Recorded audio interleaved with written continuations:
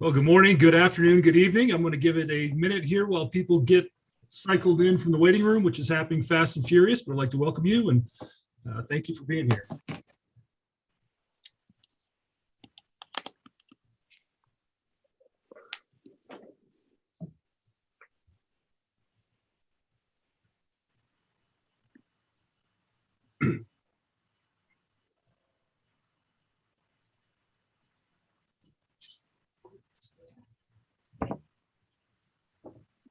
All right. Well, good morning, good afternoon, good evening. My name is Eric Barth, and I'm the Chief Operating Officer with World Lacrosse, and it is my pleasure on behalf of our Board of Directors and our management to welcome you to the first day from first session of our 2021 World Lacrosse General Assembly.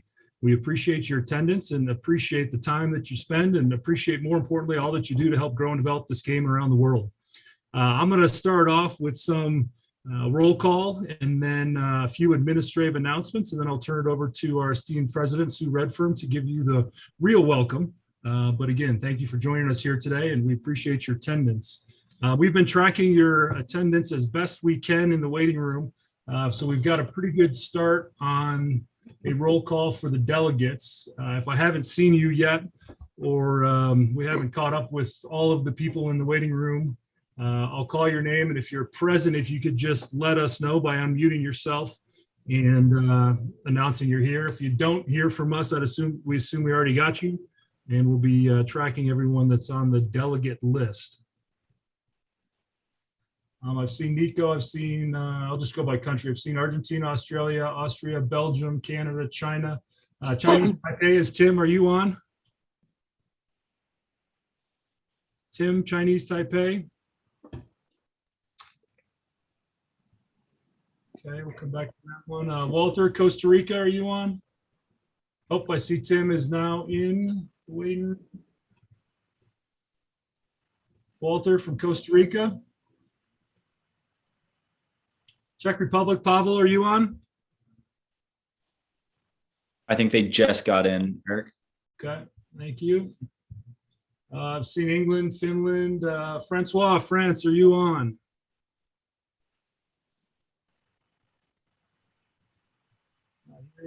Hello, everyone. Yes, Johan. Johan is.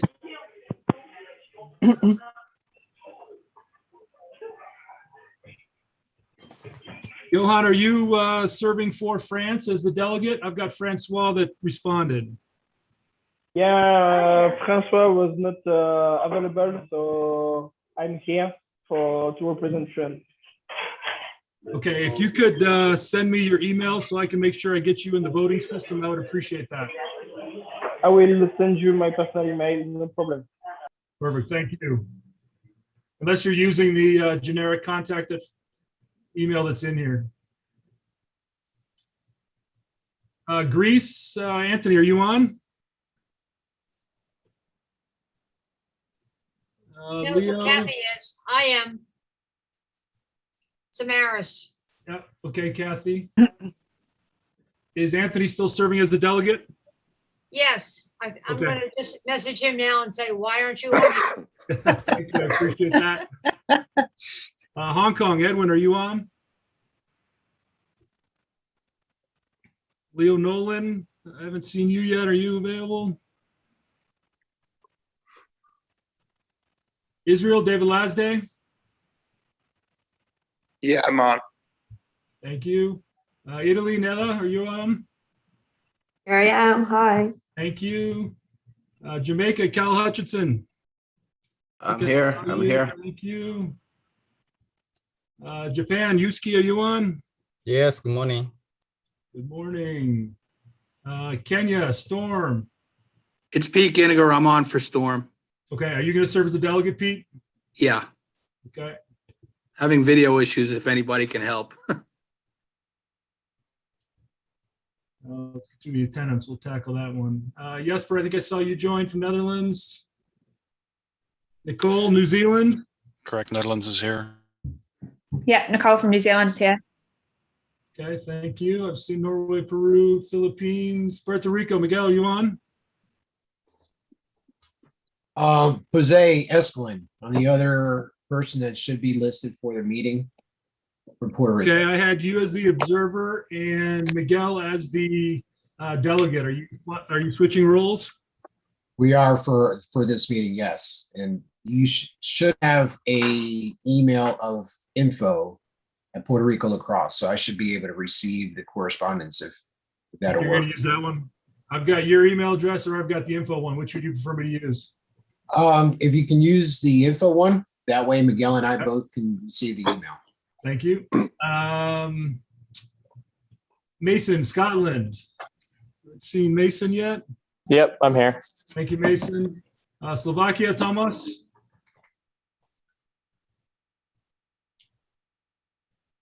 Sweden, Tekla, Jackson. Yeah, I'm here. Thank you. Switzerland. Ian, are you on? Turkey. Amir. Hello, instead of Omar, I'm here, but he will join as well. Okay, is I'm he still sorry. serving as a delegate? Omar will be delegate. Okay, thank you. Uganda, Makanda, are you on? Okay, we'll go back to the top. We've got a few that I haven't picked up yet. Walter, Costa Rica, have you joined?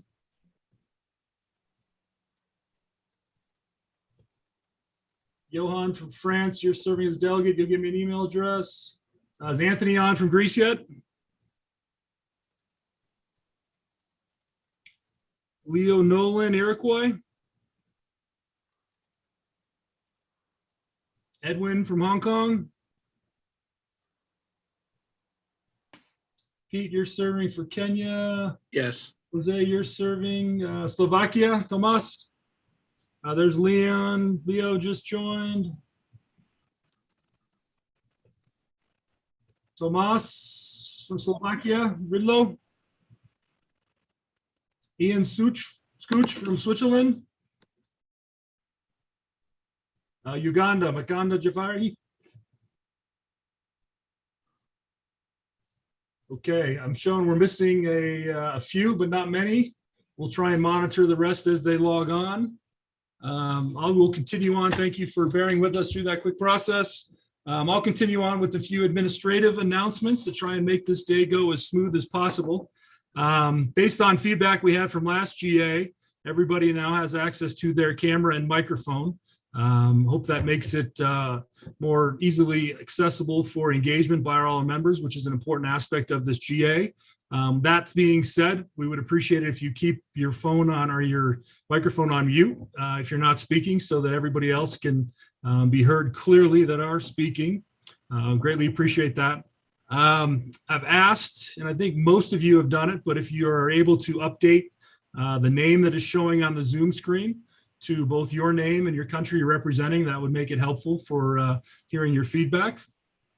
This is being live streamed on YouTube, and I have checked and it is working. So this GA is meant for official delegates and observers. If you have other people from your federation that would like to watch along and follow along with our GA, please have them visit our World Lacrosse YouTube page, and it will be live streamed there, as will the next one, and that is working and operational. But we want to keep this meeting to just the official delegates and observers that are part of World Lacrosse. We have come up with some general timing. We were trying to be respectful of your time. As you'll recall, last year, things got a bit long. So we have tried to keep these sessions shorter, and we have gone through some exercises on timing of each section. And you'll see that in the run of show document that will show that will lead us through most of the conversation today. That said, there may be topics that require more discussion. We will do the best we can to stick to those timings that we have included in the presentation. Last point I want to make, and I'll make a few more announcements when we get to the election aspect, but for our General Assemblies, the delegates are the official representative from each country, and those are the full member delegates that are voting members of the GA. They are the ones that should be addressing any comments or concerns on legislation or speaking to any legislation. If you have an observer that's officially recognizing your country and you would like them to speak, please reach out in the chat function to me, and I will work with our leadership to ensure that person is given an opportunity to speak. But we want to be as respectful as we can of your time, so we'd like to limit the discussion as best we can to the delegates on each topic. The last comment I'll make on chat before I turn it over to Sue and her introduction is that, as you recall from a couple years ago, the chat function got tough to follow. We had too much dialogue that was happening in the chat function. So I'd ask you please to use the chat for any type of logistical questions that you may have, or to direct questions to a certain individual. But if you have general discussion points that you want to make about a piece of legislation, please just unmute yourself and share that with the entire group. I think it got overly challenging for everyone to follow all of the feedback that was happening in the chat function. So with that said, I will turn it over to our president, Sue Redform, and she will lead you through her opening comments. Sue, the floor is yours. Thank you very much, Eric. Greetings, colleagues and friends. On behalf of the World Lacrosse Board of Directors and Management, I'd like to echo my pleasure in officially welcoming you to the 2021 General Assembly. This is the second time we've met as a virtual assembly, which has proved to have both benefits and disbenefits. And on day 2 of this assembly, we will be reviewing together how you wish to move forward with these important meetings of our global lacrosse family. Since we last gathered a year ago, our sport has continued to meet challenges with historic strides. And of course, we had hoped that 2021 would look and feel a lot different to 2020. We desperately searched for the light at the end of the tunnel, but in common with most sports, we continued to be faced with ongoing uncertainty and more unknowns. Despite that, we not only continue to mature and develop as a federation while further growing this great sport, but we also achieved 2 of the most important milestones to date on our Olympic journey to Olympic inclusion. First, in May, our Sixes vision came to light. We now have an on-field product that fits within today's version of the Olympic Games, and which will also play a major role in further developing the sport around the world. And by making this move now, we not only have a much stronger chance of bringing lacrosse to the world's largest stage, and therefore exponentially expanding our audience, but we are also future-proofing our sport. It's been really heartening to see the positive feedback from all involved with the early Sixes events. And for those able to be present at one of them, it has been great to be back watching lacrosse together again. As we broaden our horizons, preserving the rich history of lacrosse is, and will always remain, a priority. But as we look forward, we must also embrace progress. A failure to progress means getting left behind. And it's been a topic of much conversation amongst leaders in sport at a conference this week that I've attended in London. Whether you sit with the complacency of what you already have, or whether you actually try to progress. And it's been a very interesting debate with big organizations. We all know the great potential in our sport, and now more than ever, it requires strong nurturing to take us to the next level. By going down this path, we're not forgetting our past, but we're rather honoring it by building and securing our future. Secondly, in July, we collectively made international sport history when the IOC granted World Lacrosse full recognition. It was a momentous milestone for lacrosse enthusiasts around the world, and the single most important step to date as we seek to become an Olympic sport. Our success is truly a testament to the passion and commitment of our many volunteers and member federations, and one I think we should collectively celebrate today, as each and every one of you has played a role to gaining this achievement. So I'd like to stop for a moment of just collective applause. We would be celebrating in person, ideally, at this moment, but so I'd just like to congratulate all of you. We're deeply grateful to the IOC membership and the expression of confidence that this full recognition represents. With full recognition also comes greater responsibility for us, and we're committed to serving as an active and engaged member of the international sporting community and supporting our partners around world sport. We are currently at 70 members, with more pending, and have an aim to reach 85 members in 2022. That would represent a near doubling of our membership base in just the last 10 years. and is solid proof of the burgeoning interest in lacrosse around the globe. Our professional staff has also continued to grow as we welcomed Christina Valeth in August to the new role of Sport Development Manager. A citizen and resident of Madrid, Christina is responsible for the effective development, management and reporting of the World Lacrosse grant programs, as well as a first point of contact for the development of existing and new members in Europe, with a gradual move into the Pan Americas region as well. These past 19 months haven't been easy on any of us, and I want especially to commend our board and our staff under our CEO, Jim Scher's leadership, for keeping the ship sailing.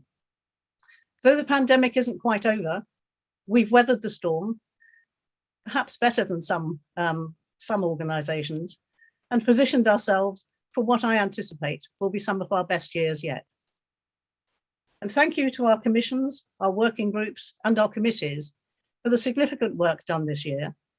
It's been really great to see so many new NGB and Continental Federation representatives stepping forward onto World Lacrosse groups. Your work is making us better and guiding us to a more sustainable and inclusive future. In particular, we established 3 new commissions in 2021 with wide-ranging representation from around the world. Women in Sport, Diversity and Opportunity, and Ethics Commissions are all in their first year of operation, with big agendas for working around the world.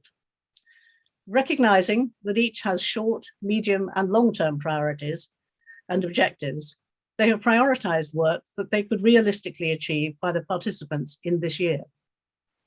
Each of the commissions will be reporting in due course on their work through future webinars and engaging all of you in how you can work with those commissions. And the first of those are already on our stakeholder webinar list. As we emerge from the pandemic, we're now once again seeing the power of sport to unite and uplift. And as we begin to return to events where we can meet again, I really look forward to seeing you all once again in person somewhere in 2022.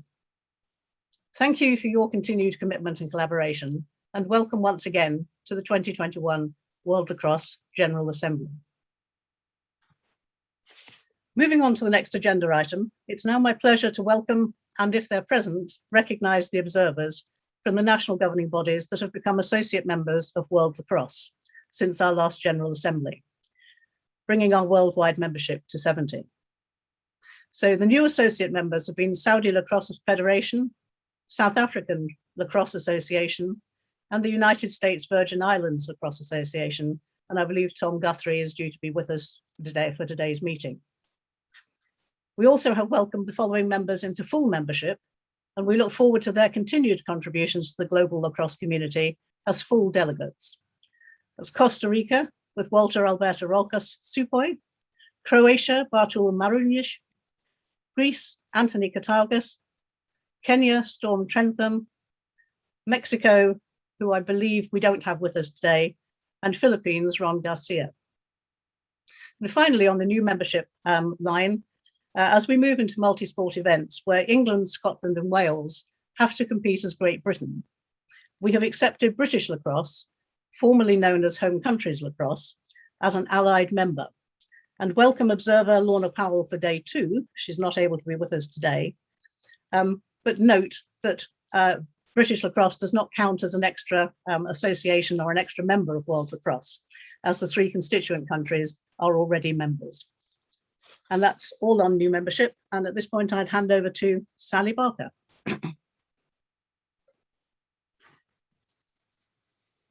Thank you, Sue. And I would like to add my welcome to everybody to today's General Assembly. In terms of the agenda, we would like to change the order of part 2 of the agenda in order to allow Don Blacklock time to join the General Assembly. Sadly, he has to take his parents to a funeral, and in order to allow him time to get back to be here for agenda item 2.3, we'd like to move it to the end after agenda item 2.5, so it becomes the last item of the meeting. So unless there's any other comments with that proposal, I'd like to hand back to Sue to confirm your approval of the agenda by a show of hands. Okay, could I have a show of hands from the delegates only on the agenda? To confirming the agenda. So could you please raise your hands?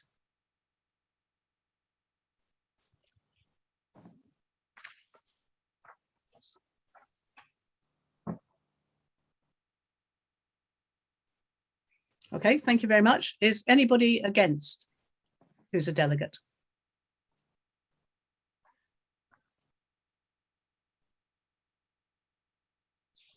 I should have said put your hands down before I asked that question. Please put your hands down and then I'll ask the second question.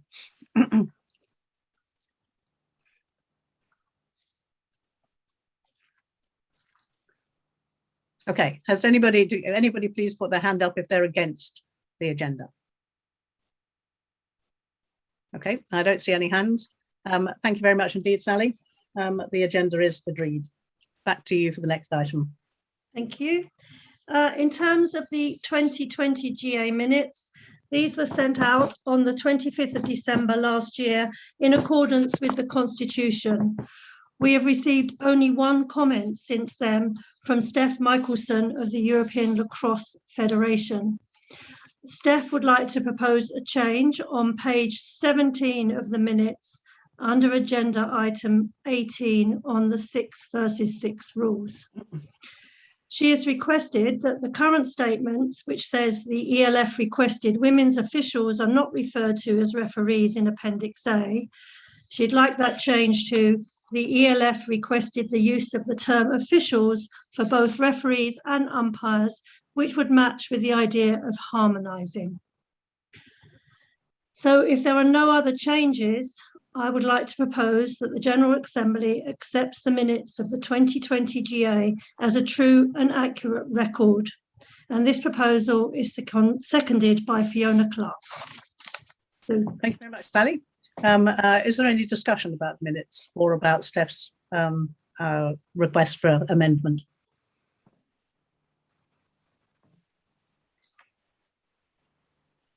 Not seeing any hands raised. Eric, could we go to the election body, please? Yes, just as a reminder, like we did for last year's GA, we will be using Election Buddy for all of our votes today. The delegates will receive an email as soon as I start the election, in this particular case for the minutes, and you will get an email to that email address that you provided when you registered, and you will vote through Election Buddy by clicking on the link. Again, this will only go to registered delegates. Every voting period will be 5 minutes, which, as we experienced last year, is a bit longer than we need for most votes. So while the vote is ongoing, we will continue to move on with the next topic in our agenda. And once that vote officially closes, I will share my screen and provide the results for everyone to view. There was unlike last year, we have added an abstention to the vote. Last year was just yes or no for the first GA. We have changed that to be consistent with our Constitution, where you have the option to vote yes, no, or abstain on each one of the motions. And again, as soon as the election's over and we have time, I will show my screen to show you the results. So have any of the other countries joined that did not, wasn't here for the roll call? I was missing Costa Rica, Slovakia, Switzerland, and Uganda. Okay.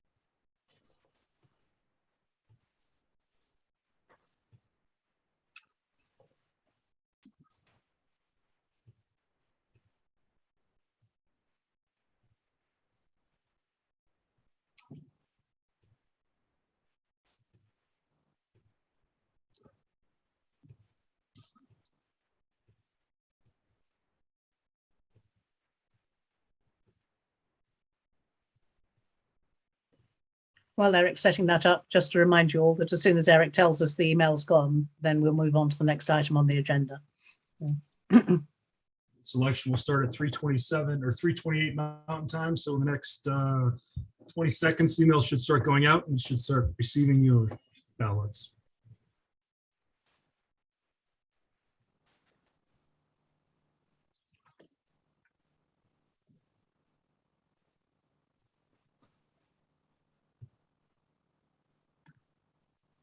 All the emails have been queued.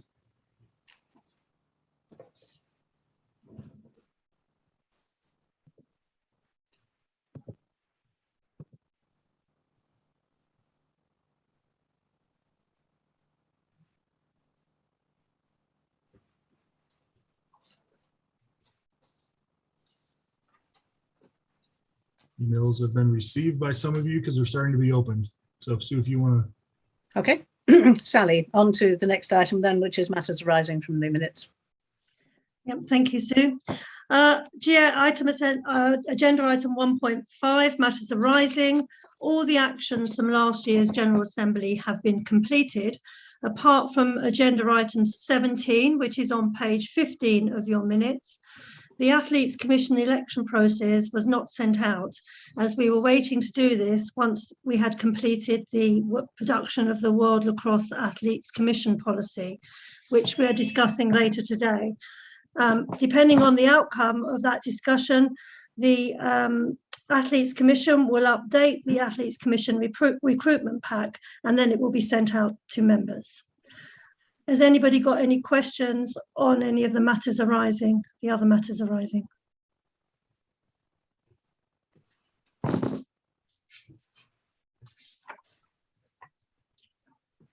Not seeing any questions, Sally. Okay, thank you, Sue. Over to you. Thank you. Right, you. Moving on then, Eric, unless you've got the completed vote, let me just check that first. No, it's still ongoing. Okay. Jim, then we're on to your CEO annual report, State of the Nation, please.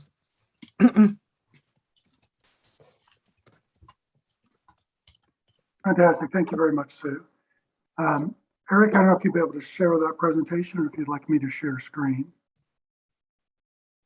I think Evan's got it as well, hasn't he? Yeah, Evan. There you go. Yeah, Okay. Evan's got it for you. Yeah. Well, let me start by again welcoming all of you to our 2021 first day of the General Assembly. This is always a bit different virtually. It has both, as Sue mentioned, benefits and some deficiencies. One is that we couldn't buy you all your choice of libation at the pre-cocktail party or reception, but we'll have to catch that at our next available event. And I want to start by thanking the World Lacrosse Board of Directors, its president, Sue Redfern, for fantastic leadership the past 19 months during a very difficult time period.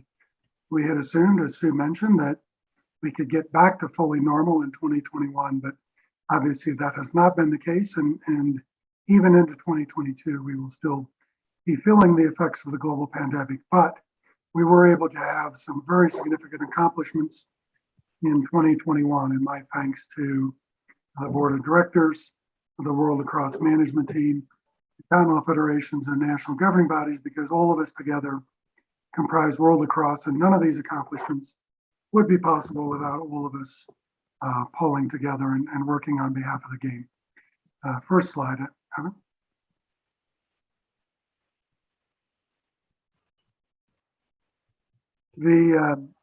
We had, as Sue mentioned, two historic accomplishments and milestones among many in 2021. The first being the launch of Lacrosse Sixes, which we'll talk a bit more about later, but also receiving full recognition from the IOC. And I've had a lot of members ask me, well, why is that so important? There are many, many reasons. One, it's recognition of the accomplishments of World Lacrosse since it went down this road in 2004. It is a recognition of the work of our members and continental federations and the Board of Directors. It also provides World Lacrosse with status and standing in the Olympic family. it does provide opportunities for each of our national governing bodies to have closer contact with their national Olympic committees. But most importantly, it provides World Lacrosse an opportunity to pursue Olympic inclusion and inclusion in continental multi-sport events and other multi-sport events. Without the recognition, we would have been stalled in our efforts and had to go back to the start and start it over. Next slide. So as we look at this pathway to the Olympic Games, and as we all know, World Lacrosse has as one of its key elements of its vision being added to the Olympic Games or becoming an Olympic sport. The first opportunity for us to do so is in Los Angeles 2028. But when I look back at the accomplishments of this federation and the sport, it's exceptionally remarkable. And I have heard from many international federation leaders, many national governing bodies, and many national Olympic committees that they believe the accomplishments of World Lacrosse to be exceptional and an unbelievable time frame in which we've accomplished our growth as an international federation. We are the envy of many of the international federations, whom are both our colleagues and competitors. And when we look at World Lacrosse decided in 2004, the separate men and women's international federations to merge, worked hard and accomplished that merger in 2008. Because of the hard work of leaders at the time, we gained acceptance in the Sport Accord in 2012, membership into the World Games Association in 2013, milestone first participation for the women in the World Games in Poland in 2017. We were granted provisional recognition in November of 2018. We rebranded and changed our name in 2019. We launched again in 2021 across sixes, and we received full recognition in July by the IOC. We have a couple other milestones, but the one at the end of our little golden brick road here is Olympic inclusion in 2028. So an incredible set of accomplishments on our pathway to the Olympics. And again, my thanks and congratulations to all involved in the sport. Next slide. So as we see, one of the key factors in the development of World Lacrosse is our growing membership. I believe we've doubled or more than doubled since 2008. Now we've reached 70 in 2021, and we anticipate more by the end of the year, and a little bit more about that later. But obviously this game has incredible appeal to young people, and that's helped it grow, but it wouldn't grow without the efforts of the Membership and Development Committee, our World Lacrosse Board of Directors, Sport Development Department, TJ and Evan and Christina, and our continental federations, and those individuals in the ground out on the ground who are making this possible. So congratulations to our organization for incredible growth. Next slide. Again, one of the things that we are incredibly pleased with, even during the pandemic, we've been able to grow our support to our NGBs and continental federations. In 2020, we granted just under 100,000 in development grants, and in 2021, more than 200,000 thus far in development grants on round one. In addition, we've been able to provide grants for events at Continental Federation and NGB level, been able to provide grants for broadcasting and other support, and we've been able to launch a number of development programs and resources. Granted, we want to continue to improve those, make them more accessible and better, but we've had a good start in getting these up and running. And I would say, because it's been asked, that more than 95% of these grants and resources have been applied outside of North America. And I believe that will continue to be the case as we go forward. Next slide.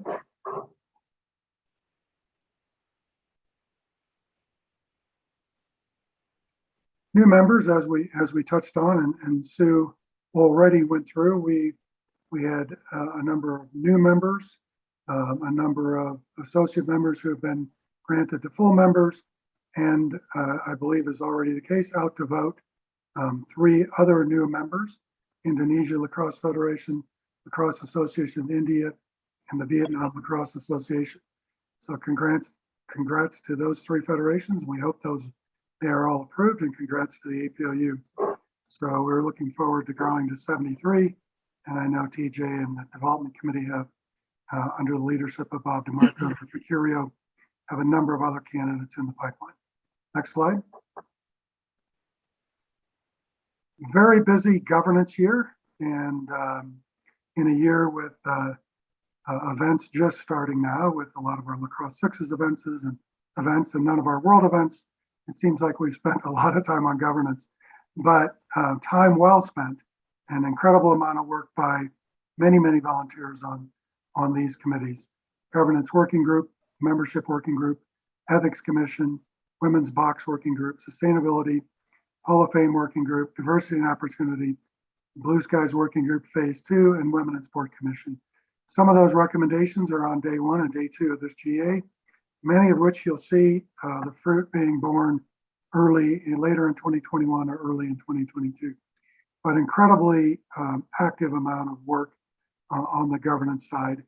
And I do want to call out and thank Sally Barker for an incredible amount of work to get the legislation and the General Assembly organized for this year, along with her leadership on the Finance and Audit and Risk Committee. Very well done. Thank you, Sally. Next slide.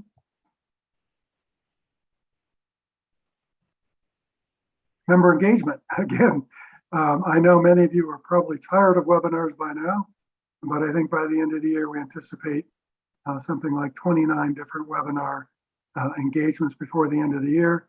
And I think as we've gained valuable information and feedback from our members through the webinars, hopefully we've kept you informed. Hopefully we've kept you engaged. And most importantly, we believe we are analyzing, incorporating, and learning from your feedback. And as I said on the last webinar, this is a collaboration. World Lacrosse consists of the board of directors, the management team, the General Assembly, the continental federations, our member nations, all of our coaches, all of our athletes, all of our officials, and the thousands of volunteers around the world. We all make up World Lacrosse. We all get better if we work together and collaborate. And a lot of times, some of those conversations are not fun and they're uncomfortable, but honest and open feedback is what will make us better. And this is not a game of World Lacrosse management or board trying to get some things across the line that the members aren't aware of, because we are trying to engage and be as transparent as we can possibly be. And we are counting on and relying on your active input as we've had this year and appreciated this year to help us get better. Next slide, please. So one of the key items of the year, we spent an incredible amount of work on, and we appreciated all of our members and those who helped us in our trial year to have trial events and comment on the trial rules and get involved in the rules process and get involved in helping develop this. And those of you who participated in our brand work, we know we went out to a great cross-section of our membership for input into our brand, but on May 18th, we formally launched the Discipline and the Brand. That included branding materials and introduction video, playing Sixes courses, introduction to officiating, a Sixes rule book, officials manual, major rule differences, comparison and graphics, and infographics, and then Sixes events, which we'll talk about in a bit. But it was incredibly well received around the world. Obviously, nothing is ever perfect, and we had some traditionalists in the game who thought we were creating something we shouldn't be.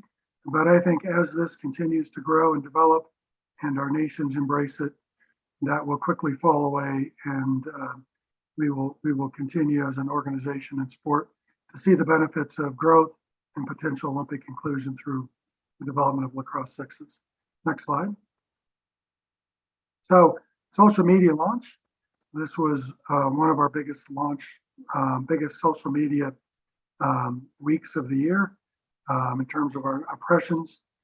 More than 200,000 on our press release, 190,000 on our Twitter. We gained almost 3,000 new followers. So it was pretty impressive social media for us in 7-day launch around sixes. Next slide. Again, we continue to grow. Our number one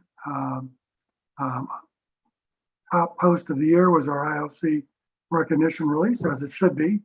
More than 1 million impressions on Twitter on that one, but our followers continue to go. More than a 24% increase in our audience growth. I think this number is well over 4 million by now, but increase in impressions, and we continue significant growth.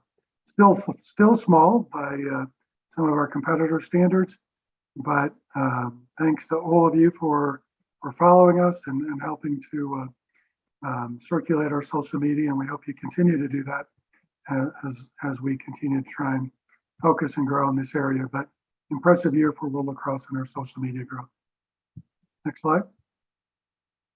Sixes events. And my thanks to England Lacrosse, Scotland Lacrosse, Pan Am Lacrosse Association, the 3 nations involved in our Super Sixes, especially USA Lacrosse and Costa Rica, for embracing Lacrosse Sixes events this year. The Fly, Home Nations, and Pala were well attended by the audience we wanted. We did stream and distribute those in a couple different mediums, and really great feedback from the players and teams about the prospects for sixes. Obviously, we'll continue to learn and grow and develop the rule set as we go forward, but a great start on those 3 events. We're looking forward to Super Sixes with USA, Canada, and the Iroquois, men and women, October 23 and 24, as well as Costa Rica, Guatemala, Nicaragua, and Panama in Costa Rica in early December. So great start, and we're looking forward to a couple of more events on sixes in the first half of 2022 in Europe and the Asia Pacific region. So my thanks to those who helped us organize these events and those who participated. Well received and quite a bit learned. One of our key goals is, as we develop the asset base for the organization and develop opportunities for athletes, is continue to support and embrace the development of World Lacrosse events under Fiona Clark's leadership. And we appreciate Fiona's leadership in this area. But as you know, we've had some great events in 17 through 2021. We're looking forward to the Women's World Championship in Towson, Maryland next summer. Looking forward to Men's U20 in Limerick, Ireland, and then the World Games in Birmingham, Alabama later in the summer. So a great couple of events. I would like to announce at this time that the Men's 2023 World Championship will be held in San Diego in July of 2023. That is internal information at this point in time. We'll have a full press event and press release sometime in the near future with the finalization of those dates. But the dates will be as close to the original announced dates of June 22nd to July 2nd as possible. So we're very pleased with San Diego stepping up as a host for that event. Next slide. So taking a quick breath and a drink here. Many great accomplishments in 2021, even though another difficult year with the global pandemic, and my thanks to all involved, especially Sue Redfern for her leadership of the World Lacrosse Board of Directors. We have not been able to get out internationally as much as possible because of the pandemic. And one of the perks of being an International Federation president is going to the Olympic Games. Unfortunately, Sue was not able to travel to Tokyo and will not be able to travel to Beijing. But prior to that was an incredible representative for World Lacrosse at the Sport Accord and the IF Forum, which are 2 major international events that happen every year, and is recognized now as a leader among her colleagues. And we appreciate her leadership of World Lacrosse, even though almost all of her time is spent on governance and not going to the very fun meetings. So hopefully we'll get to go to more events in 2022. But thank you, Sue. As we delve into the strategic plan, I wanted to provide a little bit of scope that we as an organization adopted a strategic plan 2018 through 2024. Obviously, as we learn more and things in the external environment happen, like the global pandemic and the IOC making adjustments, obviously we need to continue to adjust and update our plan. So what you have before you and was sent earlier is the strategic plan iteration for 2022 through 2024. And having said that, it mostly focuses on 2022 through 2023 because 2024 will be a pivotal year depending on whether or not we are recommended by the LA Organizing Committee in the fall of 2023 for inclusion in the 2028 Olympic Games. So we will change quite dramatically in 24, depending on what happens in 23. First slide, please. The vision remains as it has been for many years, I believe, since 2010 and 14, and then confirmed again in 18, that lacrosse is recognized and played by all countries worldwide and is an Olympic sport.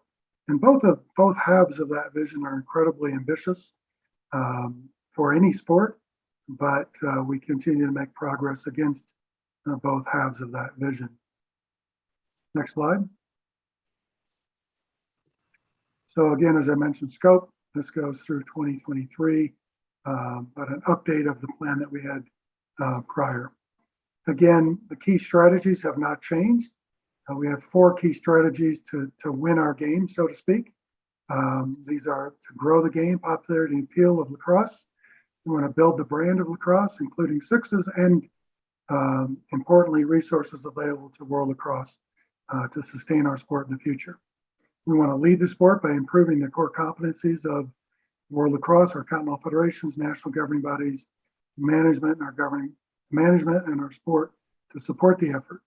And last, we want to strengthen relationships with the IOC Olympic family, host cities, most importantly, LA 2028, to build on existing relationships and initiate new relationships to help us successfully present the case of lacrosse.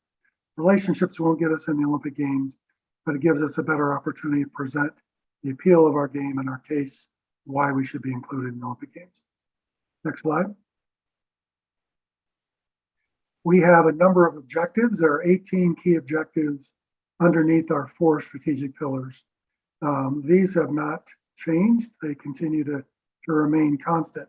But within these objectives, there are a number of priorities that we have pulled out as a sport. So I'm not going to walk you through these 18 objectives. They will all be focused on in our operational plan as we go forward as a sport. But there are certain priorities that we must achieve to be successful to achieve our vision as a sport. So if you go down, Evan, next slide, and then one more slide. So for 2022, key initiatives among those objectives. One, we want to use, and these are all important. Number 1 is not more important than number 5 here, but number 1, use 2022 world events to showcase the best of lacrosse and elevate the sport. We have 4 tentpole events, along with a number of sixes events that will happen between now and the time we will be presenting to Los Angeles in 2023. We as a sport can best position ourselves for inclusion in the Olympic Games, as well as create asset for our sport by using these tentpole events to showcase and elevate our sport. So we want to successfully stage and support all 4 events. We want to showcase lacrosse sixes discipline at the World Games as measured by attendance, interest, revenue, and competitive excellence. Even though that's not our event, we are one of many sports attending that event. We can influence the competitive excellence on the field of play, as well as help, and you can all help play a part in getting lacrosse fans to attend that event. We want to produce, and there's a word missing here, produce and distribute the 2022 World Championship events for broadcast and broad media distribution. I would like to announce that we've successfully negotiated with ESPN for all 3 of our world events. Towson, Limerick, and San Diego.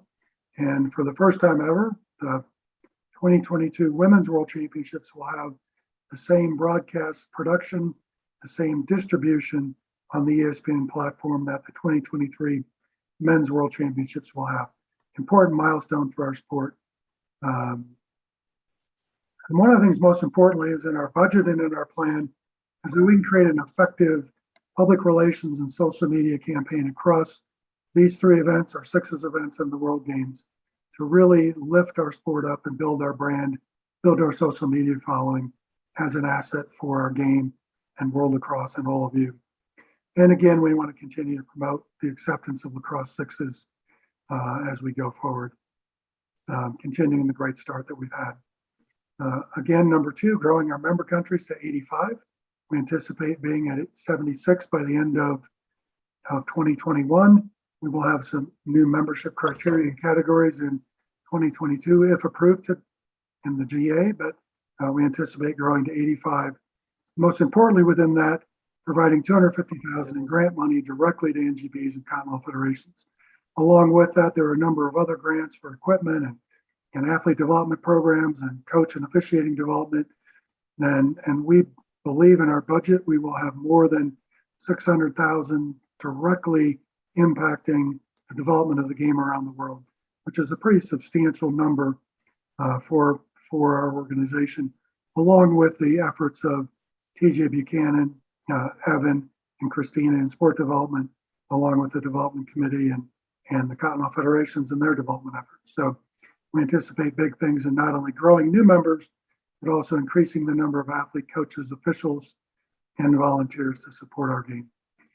Developing new and diversify existing revenue streams.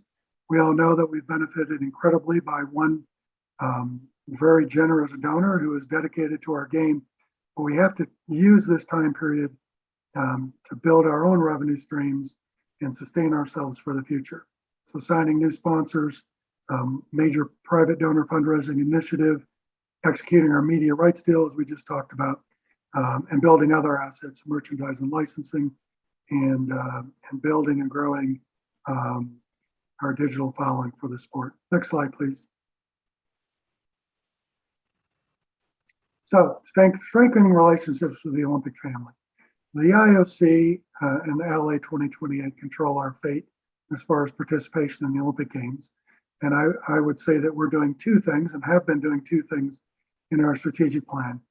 Developing our sport to enhance our opportunity for inclusion and present the best possible case. We will have to do 2 additional things in 2022 and 2023. One is develop our Olympic proposal that we will put in front of LA 2028. That is which discipline we put forward, what our athlete, coach, officials numbers look like, what the broadcast cost and complexity for our competition is, what the competition looks like, how many days it runs, how many nations will attend, what our following for our sport is. And I think maybe even most importantly, why should lacrosse be in the Olympic Games? How does the Olympics benefit lacrosse? And how does lacrosse benefit the Olympic values and the Olympic movement? That will be incredibly important. Yes, both men and women's lacrosse staff will be a key focus. And we will present, we anticipate now, things could change, but lacrosse sixes as our discipline for men and women. But we in 2022 will enhance our Olympic proposal. And in 2023, we'll have to package that proposal and make it to LA 2028 as a sport. So we are both one, enhancing our assets that we put in the proposal, crafting our proposal, and then last, strengthening relationships with the Olympic family so that we can best present our case. There's an old adage in the Olympic movement that we've trotted out before that they vote for people they know, like, and respect. And we think we are becoming better known, better liked, and more respected every day we go forward. So, and then 5, continue to improve our effectiveness and governance. We are not perfect. We have a long ways to go as a sport. Our board has continued to improve. Our General Assembly, we believe, has continued to improve. The continental federations and our governing bodies have continued to improve. We as a management team are dedicated to improvement, and we know we have a long ways to go. And as we do this, one of the things that many people in the Olympic movement have said to me when they've reviewed our plan is, you all are crazy. There is no sport that would undertake that much change in that short a period of time and continue to be able to do everything well. And again, we've had so much change over the past 4 years since I joined, since 2017, and even since 2008 when the federations merged. But you look back and you say there's an incredible amount of significant accomplishments. Is everything perfect? Are we perfect? No, but we continue to make incredible progress. We will continue to strive to become better and support our governing bodies, our continental federations, and most importantly, our athletes and coaches and officials the way they deserve. And I do want to emphasize, and thanks for a prompt on this from some of our members, but we want to become a recognized leader in gender equity, diversity, inclusion, and sustainability initiatives as a sport, not just an international federation. So we will be taking that throughout our sport. With that, keep going forward, Evan. 2023, we have a number of key initiatives. I'm not going to go into the detail. We will refine these for presentation next year, but we're as we work through 2022, we're positioning and working for this as well. As you know, all these things don't happen just in the year they are planned. Supporting the delivery of the 2023 Men's World Championship, very important because it's in Southern California, the home of the 2028 Olympic Games, but also our last event prior to our proposal to the LA 2028 Organizing Committee. And we're not supporting this any more strongly than the 2022 Women's World Championship, but we're calling it out because it is a 2023 key initiative being held in 2023. Number two, I talked a lot about this already. We want to present the best possible case comprising our Olympic proposal to LA 2028. Increase the number of member countries, and then continue to develop and diversify existing revenue streams. Big numbers to hit in 2023. Next slide. Again, calling out as a separate priority, becoming a recognized leader in gender equity, diversity, inclusion, and sustainability. A lot under that as we develop that in 2022 and implement more of it in 2023. Continue to develop our Lacrosse Sixes event series with Super Sixes modeling on the Rugby World Cup. And hopefully we continue that growth in that property, continuing social media content development, grow our social media following, both as building our sport and growing an asset that we can monetize. Our PR campaign extended from 2022 into 2023. And last, continuing to build those positive relationships. Next slide. That concludes the strategic report. Again, thanks to the World Lacrosse Board of Directors, Sue Redfern for her leadership. My thanks to the entire World Lacrosse team. Again, special call out to Evan for his preparation of this document. And those of you who haven't worked with Evan, if you have the pleasure to do so, you will quickly learn that superstar is the right adjective for Evan Mock. So very pleased to have Evan as part of our team. With that, I look forward to a fantastic 2022 working with all of you. We will have an annual report. The state of the sport here was just an update. There will be an annual report that will be a full report of our activities that will be delivered by the end of the year. So hopefully we'll continue to build through 2021 on the wonderful accomplishments of the year thus far. So with that, I am going to open it up for questions from the members. Jim, before we do that, technically we should have a motion on the table to accept the strategic plan, please. Oh, sorry, sir, my apologies. Okay. So the motion is to accept the updated strategic plan for 22 to 24. And that's been proposed by Jim, seconded by Bob DeMarco. So now I would open it up for any questions or comments. And before we do that, just to say that Sally will ensure that any presentations that are made to this GA will be circulated with the minutes, which is what the Constitution says, but we don't always quite capture. So Sally will be following that up this year to make sure that you all get copies of any presentations that are made. So over to you. Questions. There's been one question from Steph in the chat room, which is, will World Lacrosse be promoting both men's and women's lacrosse for inclusion in LA 2028? Jim, we know the answer is yes, but yeah, I did. I saw that pop up and jumped into it a bit early, but great question. But yes, we will. And I think there's a couple of things that are important to the IOC. And top of the list is gender equity. And we certainly will be supporting the same numbers for men and women's lacrosse and participation in the LA 2028 games. Participation of top athletes is important as well. So we want all of the top athletes in the world, both men and women, in those games. Eric, you can see people better than I can with hands up, probably. So, yep. Paul, you've got your hand up. So why don't you ask your first question? Thank you very much. This is from a different angle. Recently, our National Council of Sports Federations held a webinar on esports. And I was surprised to learn it's something that's, because I'm a dinosaur, I'm not into these things. I was surprised to learn how pervasive it is and how many other international governing bodies are getting involved in it in terms for both development and marketing.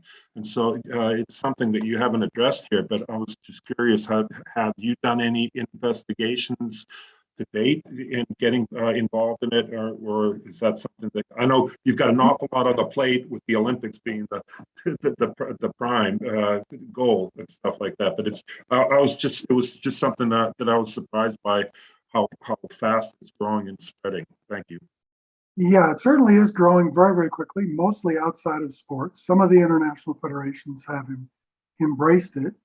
I think sailing and soccer are two of the ones that have used it most prominently in terms of an extension of their sport activities and development of their game.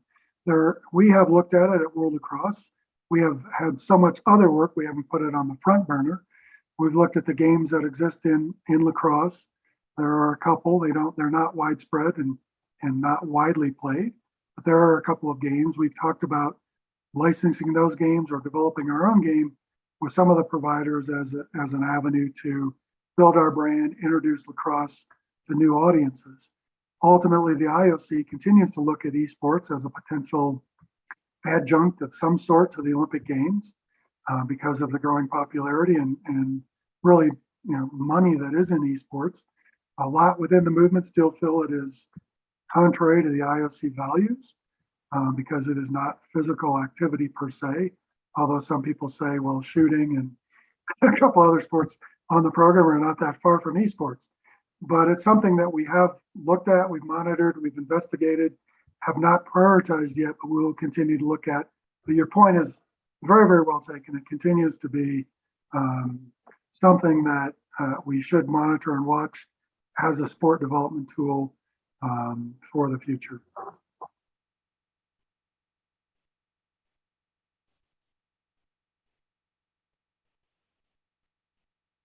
Any other questions specific to the either state of sport or strategic plan? More strategic plan right now, as that's the motion on the table.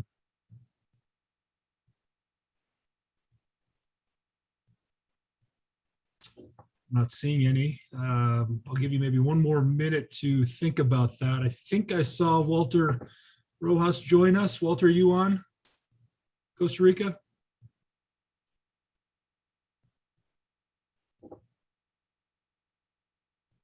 No?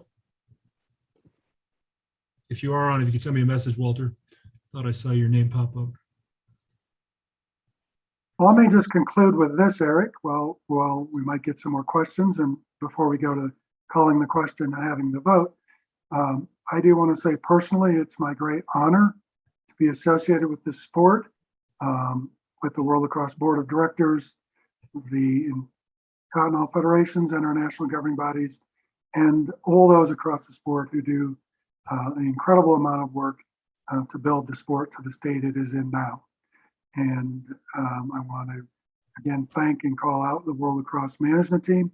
It's again my great honor to lead you, and we look forward to an incredible 2022 and 2023. But again, thank all of you for your incredible contributions to this sport. Okay, any more questions? No, then we will go to the vote. If you could put the ballot vote up, Eric, or start sending it out for email. And the vote is to accept the strategic plan updated for 22 to 24. And when that's gone out, we'll tell you the results of the previous vote. Yes.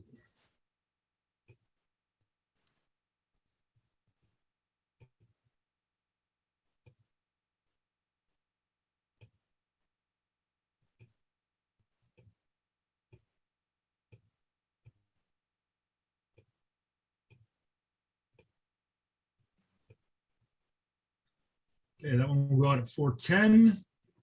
While we are waiting, pull up the minutes.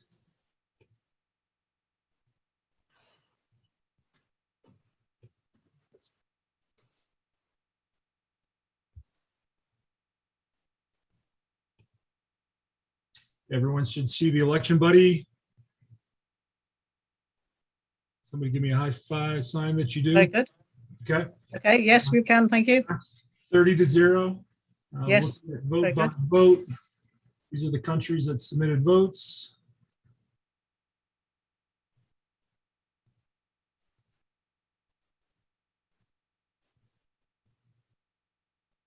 Thank you, Eric. So that vote passes. Looks like Mason has a question. Mason. Yeah, I guess my only thing with the strategic plan that I have a slight concern on is it's very heavy men's focused and not as balanced with other sports, but also it's extremely heavy on sixes and the North American market. And I know we talked in a previous webinar about how it's going to then kind of focus more on Australia for the next Olympics. So I feel like from a European standpoint, it kind of leaves Europe and maybe even Asia kind of in the cold for the next 4-year cycle, and we're kind of on our own. So that's just a concern that I have that we've kind of talked about on back channels as well here. So just a comment, I guess, more than anything. Jim, would you like to respond to that? Yeah, I think, well, let me take the latter part first. I think, as I mentioned, 95% of our development funds will be going outside of North America. I think the focus of the plan is to develop the game around the world. If I could say this accurately, it is to utilize the assets that exist in North America to help us monetize and sustain the game, but most importantly, to develop the game around the world. And the fact of the matter is that 90-some% or more of the lacrosse audience in terms of followers and participants exist in North America. And the events which were bid quite a long time ago for 22 and 23, other than our Limerick event, are in North America. Now we're bidding our 2024 events, and we hope, and we're looking at a number of bids from outside of North America. And it's a balance of, do we put those where we know we can monetize them most easily, or do we put them where we can grow the game? And we'll look at that balance, and ultimately our board will make that decision. But I think, having said that 95% of our development resources are going outside North America, I don't think, other than leveraging the events that exist and have been bid in North America, that were that North American focused.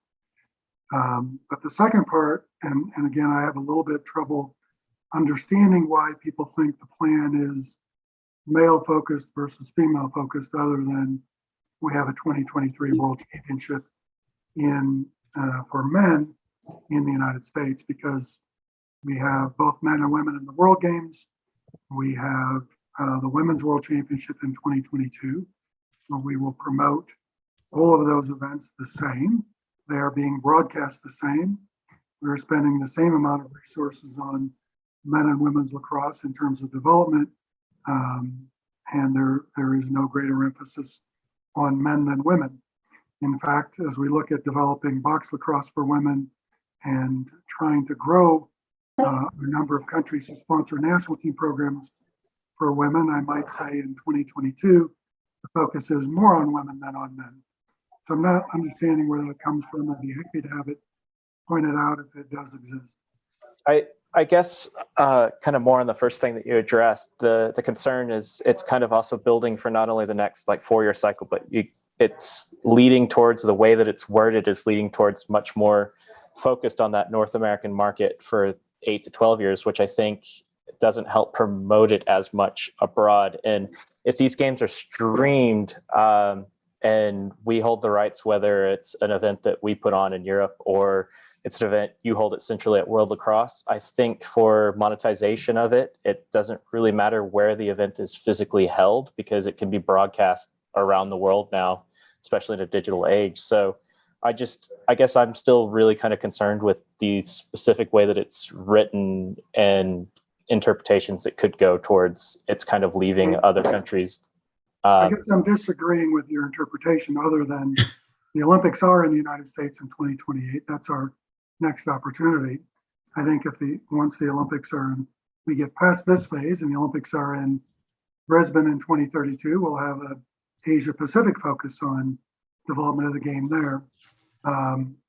Streaming video as of yet is not the most monetized element of holding an event. It's very difficult to monetize a stream. You can put it behind a paywall, sell it as VOD. That's been not very successful. The other elements of live events are ticket sales, broadcast rights sales to linear, sponsorship sales on the ground, interest in other activities around the event. And right now, that market still exists in North America. But as I said, 2022, we have the World Games in North America, which we don't bid. 2022 Women's World. 23, we have San Diego. So those are in stone. 23, we will be bidding out. 25 through 28 calendar will be voted on later. And I think it's fair to say, without presaging the board's focus, is that our focus will be both growing the game around the world and monetizing it in equal measure. So I can't say where those events might be. So again, I don't think our focus is on North America. I think it's on growing the game around the world and using our events and assets to do that. Although we have the Olympics in the US in 2028, and we have to be cognizant of that fact. Jim, I think it's also fair to say you and I were talking yesterday, but I know it's on your agenda, maybe not in the presentation you just made, that we're also looking at, while we're looking at Pan Am Games, other multi-sport games, we're looking at Pan Am Games, you're talking with Mike Slattery about Asian Games, you're looking at European Games. So we're looking at multi-sport events in other parts of the world, but we either don't necessarily qualify yet for them, or because we have to do more growing, or we just don't have the opportunity to get into them at this moment in time. But they're definitely on our active radar for the international relations. But you might want to say more about that, Jim. Yeah, thank you, Sue, for mentioning that. We have the Youth Olympic Games, the Asian Games, the Pan American Games, and the European Games, Commonwealth Game, on our focus as games that World Lacrosse might enter. There are some others that we've been in active conversations with, the Caribbean Games and other games as well. Those games are not easy. They're relatively difficult to get into, similar to the Olympic Games. IOC recognition was the first step for many of them, but we are in pursuit of those as well. And so, and again, as Sue mentioned, Asian Games, European Games being two of those that we are looking at, along with Commonwealth Games. And we have also looked at the university sports FISU games as well, but we don't quite, again, qualify for those, but we are in discussions with them. So it's definitely not only an American emphasis. Any other comments? Questions? Eric, has the vote gone out, or are you holding it? It has gone out and it's complete. Okay, thank you very much. So I can share my screen if you'd like to see it. Mhm. Okay, you should see the Election Buddy screen now. This passed 25-1 or 96.2% of the vote. Vote by vote.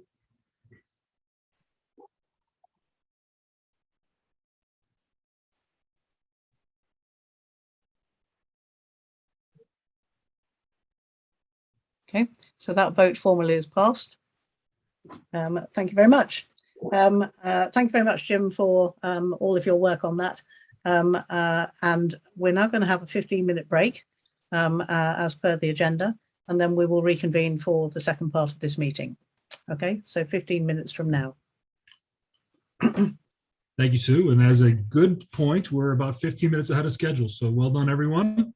Let's hope we can keep that going. We'll see you in 15 minutes.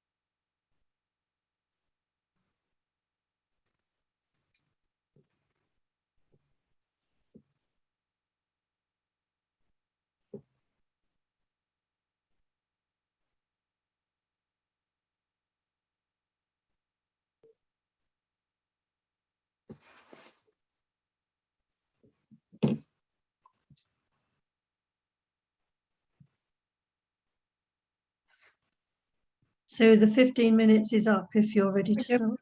Okay, I was waiting for me. I was waiting for Eric. Okay. Sorry, Eric. Sorry. I was just looking at you, Eric. Do you want to take up a conversation that's going on in the chat room before we start the formal business? Eric. Yeah, I think that's probably good. For those that haven't been paying attention to the chat, there was a question that several countries weren't able to vote because they were still in discussion.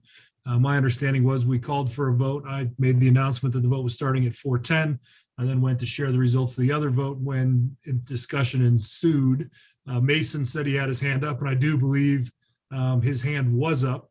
So there's been a request to potentially rerun the election. It would be easily done on my end. I can simply duplicate it and start it over, but defer to the rest of the leadership here. Any other views?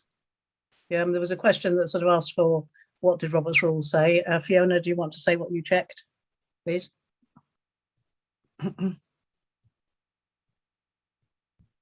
Thank you, Sue.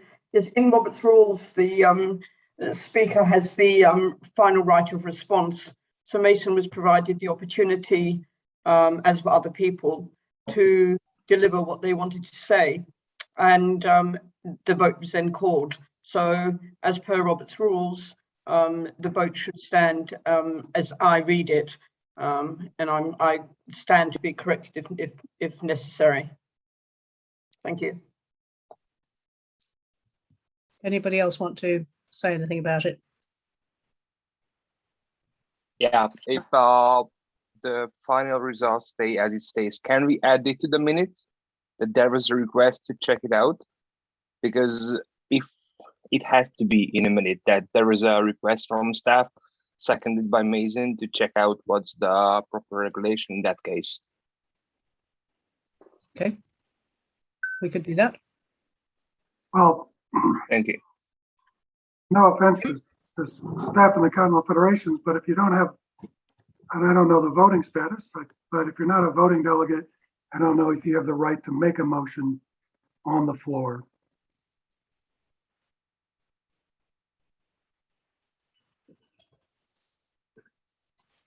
Yeah, I would second that. I think Mason can call that to question, which is fine. But Sorry, I'll just pop in real quick. I don't see that even if we voted again, probably the result would change. So in interest of moving forward, because I know it's late for a lot of us, I would just withdraw any kind of dissension here and move on for the sake of the GA. Okay, thank you very much, Mason. No worries. I think what you had to say was important, and it was important that we heard it, and Jim had an opportunity to respond to it anyway. So, and it will be part of the recording and the minutes. And thank you, Sue. Thank you for addressing in the board. So, thank you. Okay, thank you very much. Okay, we'll go on to the next item then, and that is for the membership working group proposals, and I'm delighted to welcome Shelley Marr back to the General Assembly, where she was very familiar with a few years ago. And Shelley took on chairing the membership working group for us, and she's going to introduce their proposals and their motion. Shelley, over to you. Thanks very much, Sue. And it is lovely to see so many familiar faces and so many new faces. So I'd like to spend just a couple of minutes addressing the membership working group. First of all, I want to thank the membership working group members. I'm going to read those out. They are Bob DeMarco, Rick Mercurio, Jim Shear, Eric Parthen, TJ Buchanan, Kelbert Hutchinson, Steph Mickelson, and Mike Slattery. And I would have to say that it was a phenomenal group of individuals to work with. We did not always agree. We had to work together. And so my particular thanks goes out to the entire group for the time we spent together. Just as a very quick summary, we had a pre-meeting where I heard from all members individually, and then we spent 5 Zoom meetings, well over 2 hours per meeting, working through all of our agenda items. And I want to thank particularly TJ for the work that he and Eric did as background, and then to everybody else for all of their diligence in the time that we spent together and individually. And finally, I think that I just want to recognise the amount of give and take that the Continental Federations and World Lacrosse gave to each other, that in all of our conversations, we respected the past and we also looked towards the importance of creating the future. We recognised where language was sometimes needing more clarity and how we could address the what ifs, because we knew that there would be many of those along the way. For the working party members, we aired our grievances. We had real honesty and trust in our conversations. And there was a real willingness to understand different perspectives and then really try and find the middle ground in us working as a collective. And I would say that that trust and transparency in all future work together for any groups is so, so important, because I think that's really what made our group such a success. So in thanking the working group members again, I'd like to put forward motions that have been made by Bob DeMarco and seconded by Sally Barker. I'm going to read out the motions one at a time, and Sue, confirm with me that once I've read the motion, you will open it for discussion, and then we will move on appropriately to the next motion. So you're just on mute. Yes, I confirm that. And before you vote, we will go through, Shelley will read each of the motions. We will have a discussion on each of them, and then we will open it for vote. Okay, great. So 2.2.1.1, to accept the proposed new World Lacrosse membership categories and definitions of full, provisional, Continental Federation and affiliate as laid out in the membership working group recommendation number 1, and update all World Lacrosse documents with appropriate terminology and descriptions. Okay, thank you very much, Shelley. I open the floor to any questions or discussion about that motion. If I could just make one comment, just on behalf of TJ, me, and I think all the board, just want to thank Shelley for her leadership on this. She mentioned how well this group worked together, and I think one of the reasons why the group did as well as they did with some pretty tough issues is because of the leadership. So on behalf of everyone that worked on this, we really appreciate the leadership you provided. Thanks, Eric. Any questions? I can't see any hands at the moment, but please unmute yourselves as we've got something on screen and it's difficult to see people's hands. Please unmute yourselves and speak if you have a question. No? Then we'll move on to the second motion, please. Oh, sorry, Leo, you've got a question. Yes, does the, are there, and I apologize for not knowing this, but does the Continental Federation and affiliate members have dues they got to pay, annual dues also, like we all do, to participate, to be part of our organization? Would a member of the membership working group like to answer that question?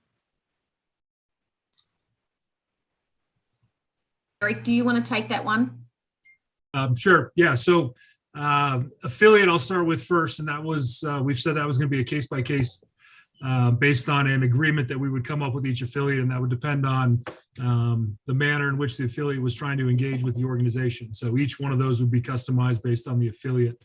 Continental Federation, I believe at this point in time, does not have a fee yet, but it's probably something that we will need to consider moving forward, given the benefits that are now starting to be given to Continental Federations, including grants and otherwise. But at this moment, there isn't a proposal on the table, is there, for Continental Federations to have a membership fee, just to be clear? Correct. Right. Okay. Thank you. Okay. Thank you. But if we could give us an example of an affiliate, Leo, in answer to your question, British lacrosse that I mentioned earlier, because England, Scotland and Wales have to play as Great Britain in multi-sport events. England, Scotland and Wales already pay membership fees And there is no reason in our view as to why they should also pay an extra fee because they have to merge to participate in the multi-sport games. Sure. Okay. One of the things we talked about in the group too would be, at some point in time, it'd be great if this was a growing membership within lacrosse, whether it be medical associations or technology associations or athletic training associations or whatever that want to get closer to our national governing bodies and our continental federations and our athletes, that they would come in through this door that we could provide. Great. I think that's a great idea. Thank you. Okay, any other questions on that one? None that I can see at the moment. Yep. Kevin, We can move on to Eric. 2.2.1.2. yes, we'll move on to the next one then, please. That's Evan. There we go. Thank you very much. The second vote, 2.2.1.2, to accept the proposed membership requirements of the new membership categories as outlined in the membership working group recommendation number 2, and update all World Lacrosse documents with appropriate terminology and descriptions. Okay. I open that up to discussion. Does anybody want to ask any questions about that one? Paul, you've got your hand up if you'd like to ask. Yes, we had during our webinar the other day, I raised a couple of these issues. In general, to me, I can see there's an awful lot of work been put into this, and I know there's been a lot of compromise and stuff. But in a couple of general comments. One is, as I said the other day, it feels like there's a Big Brother feel to this to me. That's one. And the second is that I think that there are unnecessary administrative burdens being placed on all parties, the World Lacrosse, CFs, and NGBs by some of these requirements. So I have specific written suggestions how to change the wording of the for provisional member requirements, 3 dots, in terms of constitution and bylaws. I don't think it should be a requirement that bylaws are required. A constitution or a charter can be sufficient. It's also, I think that meeting the local legislative requirements and regulations and democratic elections should be prioritized ahead of using the World Lacrosse Constitution template. While that is a very good document, I think it's better suited for a further stage of development than a startup program, because it's fairly complex and it could be intimidating. I think a constitution for a smaller, lesser developed nation should be simpler, easier to translate into the local language, and the priority should be that it meets its the local regulations. And in terms of the full member requirements, I have a problem with must demonstrate financial sustainability. That is extremely ambiguous, and it can be subject to interpretation. And it's what are the sanctions what are the sanctions if this requirement isn't completed? And so I've got a couple of specific. Okay, I can try written down. Can I share them? Motions to how to change the language for both of these. For both of these, is that you said not to use the chat before, but can I use the chat to send the written motions that I propose? I think this is my opinion, but I think let's entertain to see if there's support around those. Okay, fine. This was done with leadership from all the CFs. It was put together. We had a couple webinars that discussed this. So I guess are there others within our membership that feel this is the direction we should head? Can I make a comment before that, if that's okay? Yes.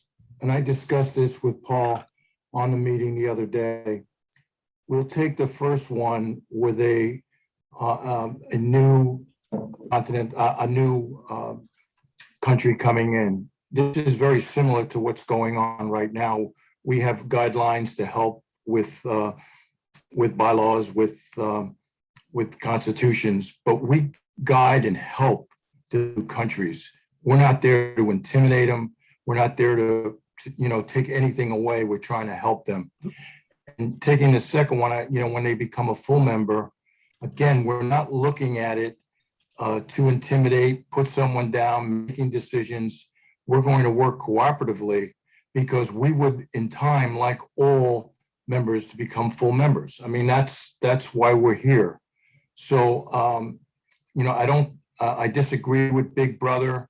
I think we're a team all the way around. Our countries, our management, our board, we're all working together. So it's not an intimidating, and I feel firmly in the guidelines that we have, that these are really good guidelines that we can go by. Ann, you've got your hand up. Thanks, Eric. Yeah. Separate. Am I able to speak to a separate question or comment from Paul's, or are we still on that? Sure. I think it would be helpful to just speak on Paul's for the time being, Anne. Okay, then I'll hold. Yeah, please.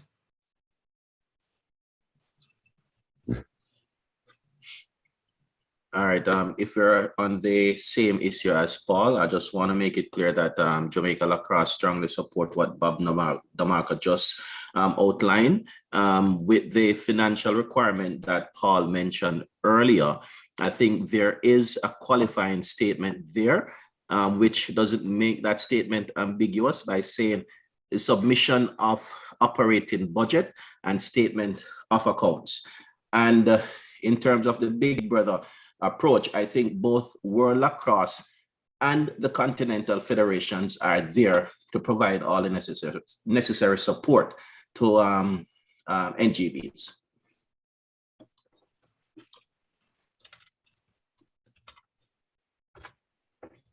Okay, any other comments in response to Paul's suggestions? One quick question on it that I think kind of fits in with Paul's is, with the board comprised of a minimum of 50% in-country leadership aspect of it, when we're looking at it from like the home nation's point of view, is that all in like, say, Scotland, England, and Wales, or is that UK?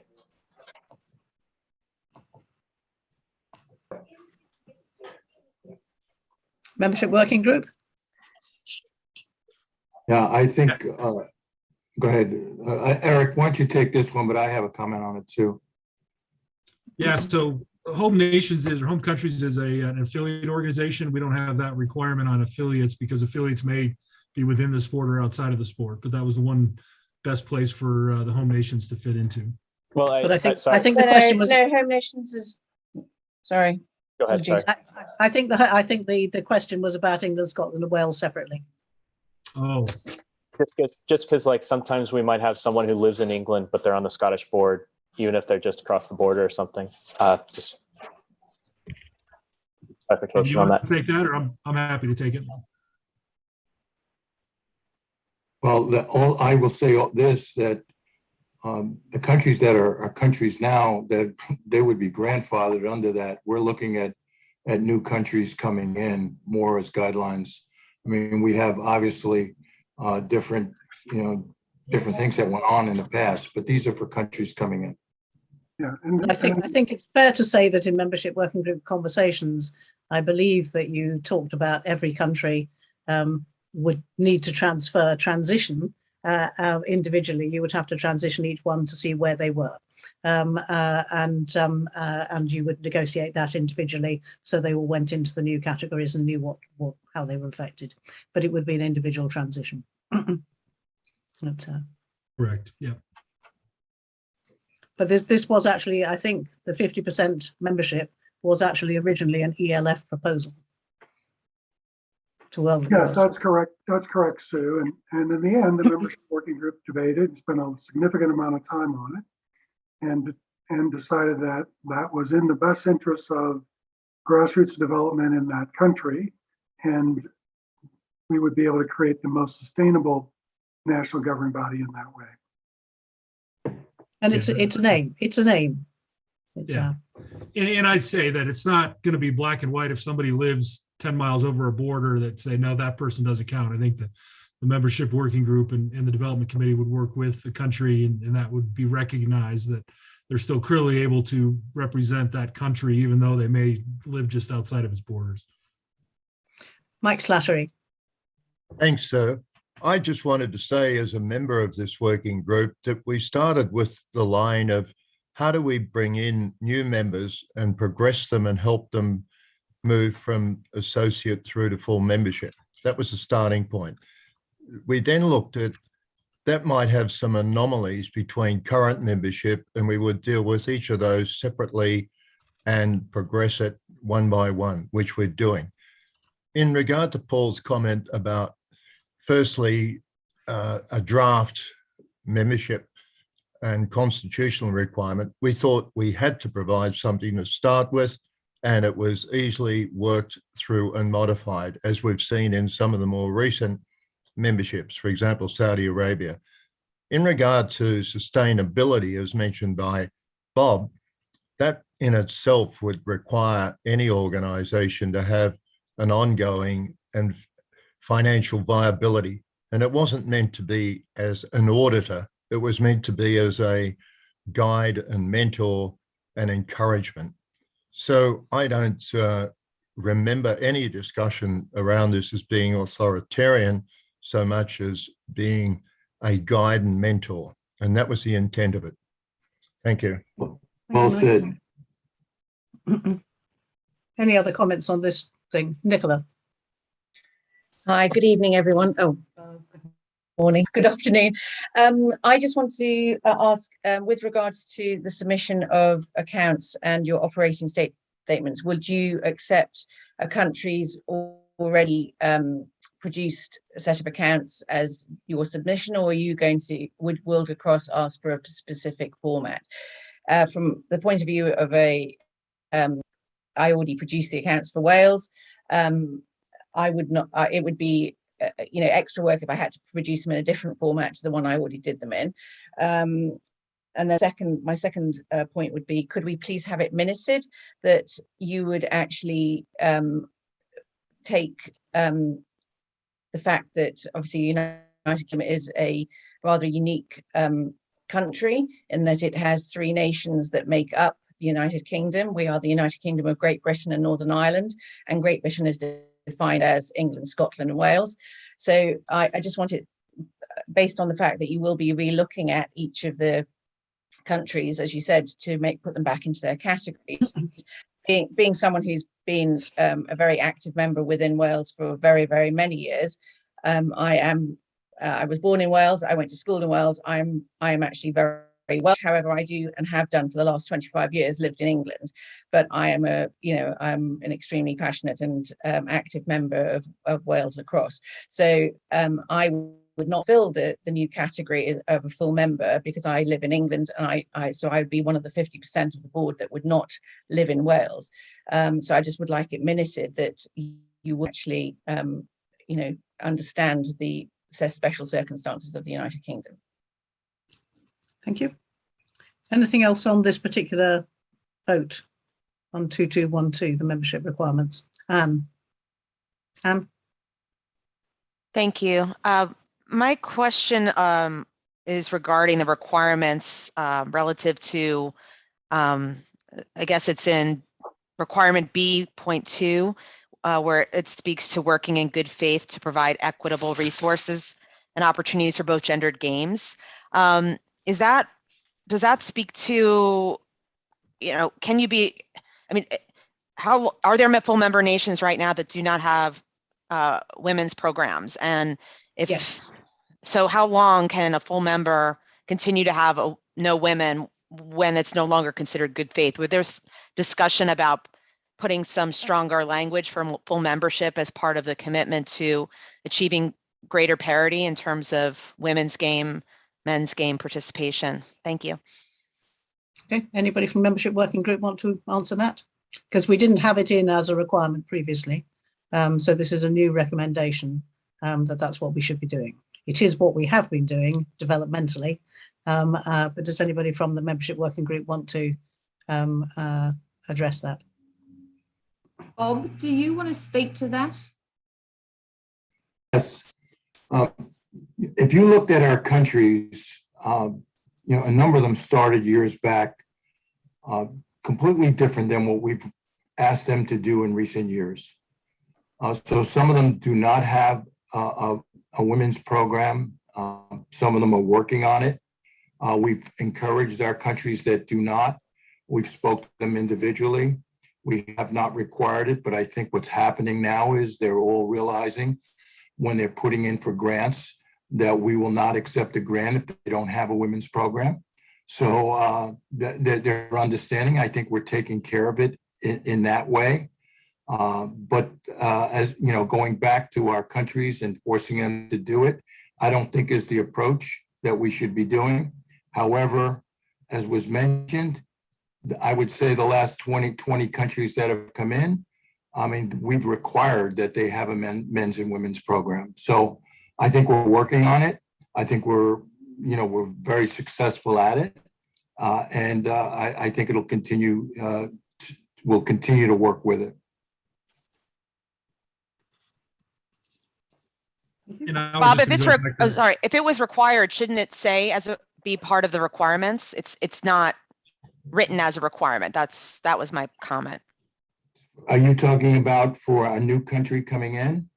Yeah, whether it be for full membership or provisional, it's not listed as a requirement. And since it's new, you just said that for for not going back, but going forward, you said new countries that have come in have had them, but it's not listed here as a requirement.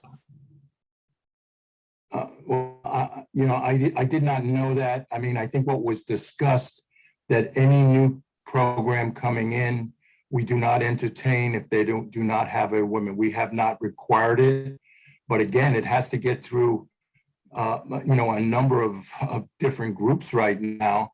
And if there's not a women's program, it's not going to go through. I will tell you that.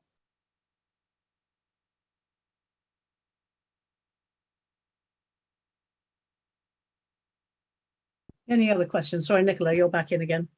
Yeah, one thing Sorry, we didn't answer Nicola's question about the financials, and you would not be required to put it in a different format. No, that wasn't my question. I apologize. No, it was just what are the sanctions that have been thought of? That you mentioned obviously that it's a requirement, but there's no talk about what possible sanctions there would be to a country that didn't fulfill this thing. I mean, I realize we're getting into more nitty-gritty things, but if we're going to pass a motion to set this up, then we have to have thought about if there are, what the process is, and etc. If they don't fulfill those, a country starts not fulfilling the items that we have set that they have to be in order to be a provisional or full member. No, we said as a full member, if they're not showing any financial, any financial statements or that they have anything going on in that area. We've had countries that when we've given out grants did not have bank accounts. So again, it's looking as guidelines to help them as opposed to, certain countries just winging it. So I don't think it's sanctioned. They're not going to become full members unless they show that there is financial responsibility in their organization. So I think that's more what we're looking at, as opposed to you didn't get this, so you're going to get this, or not going to get that. We're willing to work, show them what needs to be done, how to do it, and so forth. So. I don't believe that was what I was actually saying. I was actually saying that a country is already perhaps a provisional member or a full member, and they start then falling short of. So I would hope that if you're going to give someone a grant, that they already had a bank account, and you wouldn't have actually paid them anything because they wouldn't be able to get it if they didn't have a bank account.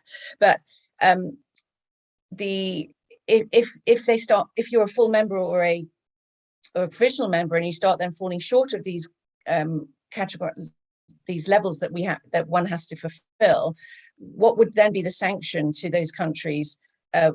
You know, you will have had to set up a process of what the sanctions would be for those countries that then don't fulfill the criteria. You know, I don't think that what we looked at was to come down on countries that already existed. We're looking more for countries that we're bringing in on a grassroots level and eventually to become full members. Not looking at the countries that have been full members for a long period of time, and maybe they're having some problems financially down the road. That's not what we were looking at here, to be honest with you. Bob, if I can, Sue. Yes, sure. One of the things the committee looked at is that ultimately these requirements for new members would have to be followed by all of our existing members. The committee did discuss procedures for our members to remain in good standing and a time frame to bring all members into compliance. That bit of work was not yet finalized and is not in this legislation. This is for incoming members and redefining member categories and terminology.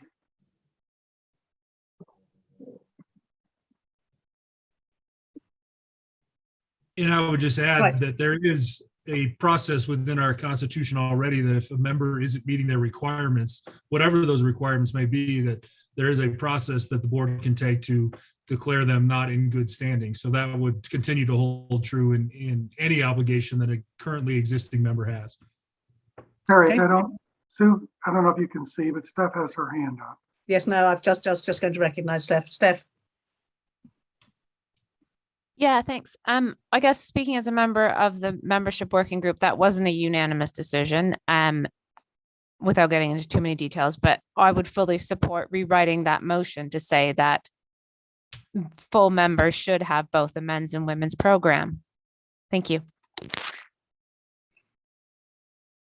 so you're making that as a formal amendment as a member of the membership working group? I don't know if I should do that as a membership working group or as member of ELF. I don't know which hat I'm wearing right now. And I think as an observer, you can't put a motion anyway, so I think it would have to be one of your members. So to put an amendment to it.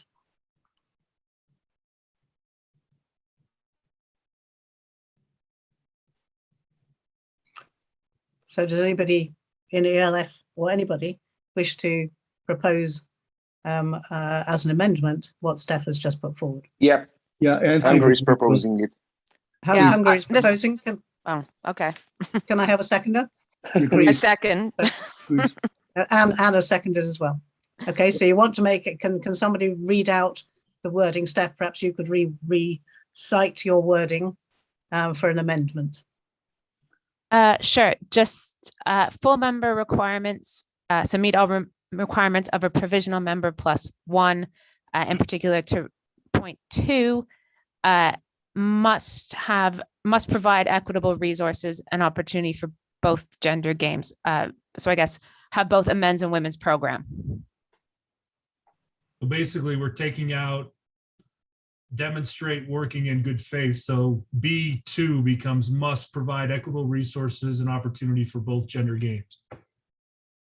Right, we need, quite right, Mark, thank you. There's a request from Mark Coops in England that the wording for the amendment is put into the chat room, so we've got it in writing.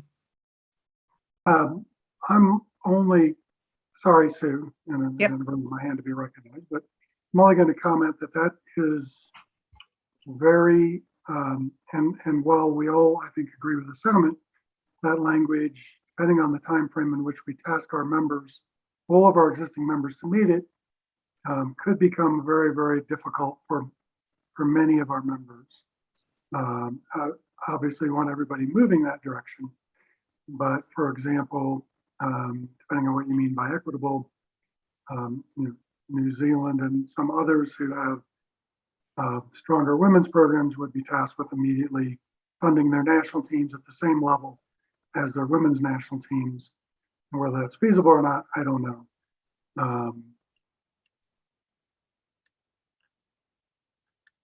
if World Lacrosse is committed to gender equity, then perhaps they could look at providing budget for ensuring that all members are able to level up both sides of both sectors of the game. World Lacrosse will never have the resources to fund all of our NGBs.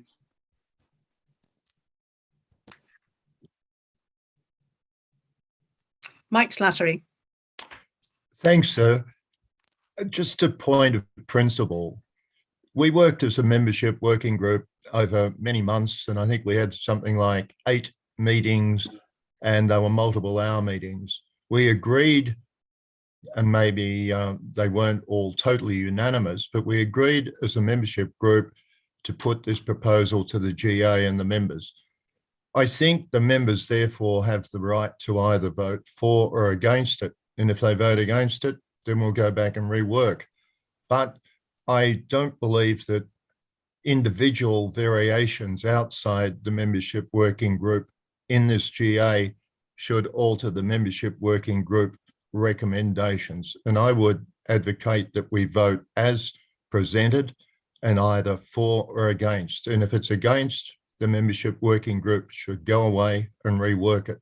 But at the moment, we're picking away at individual items from an individual perspective, and I don't accept that. Thank you. Thanks, Mike. Okay, anything else on this one?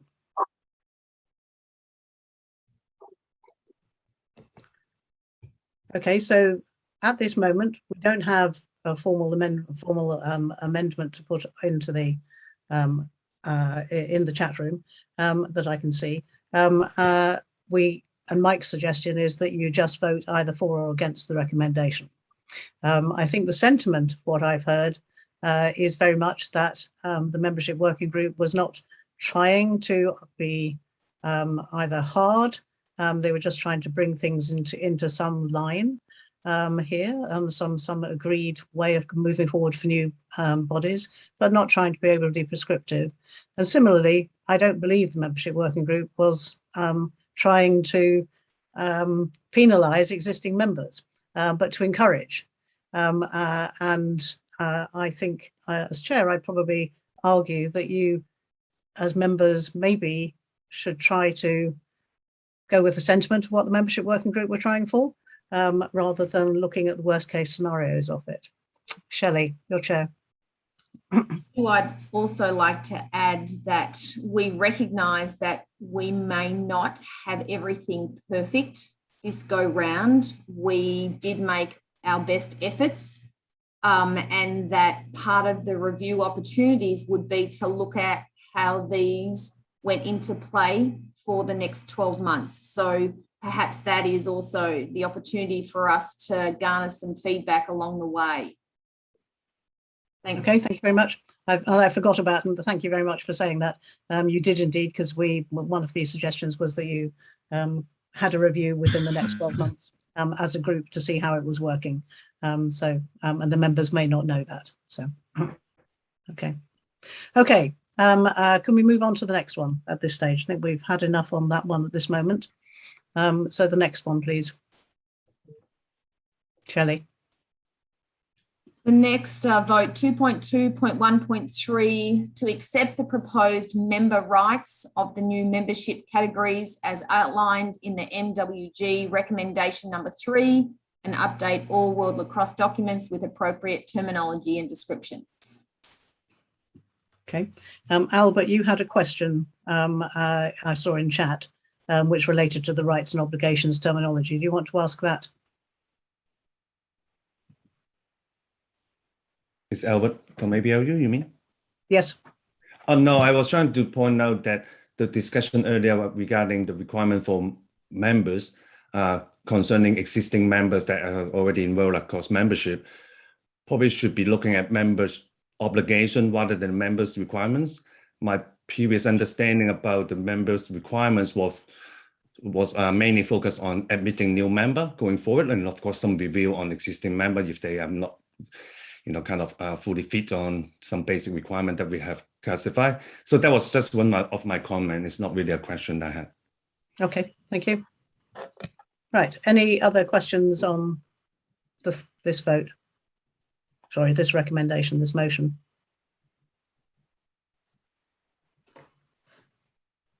Yeah, okay.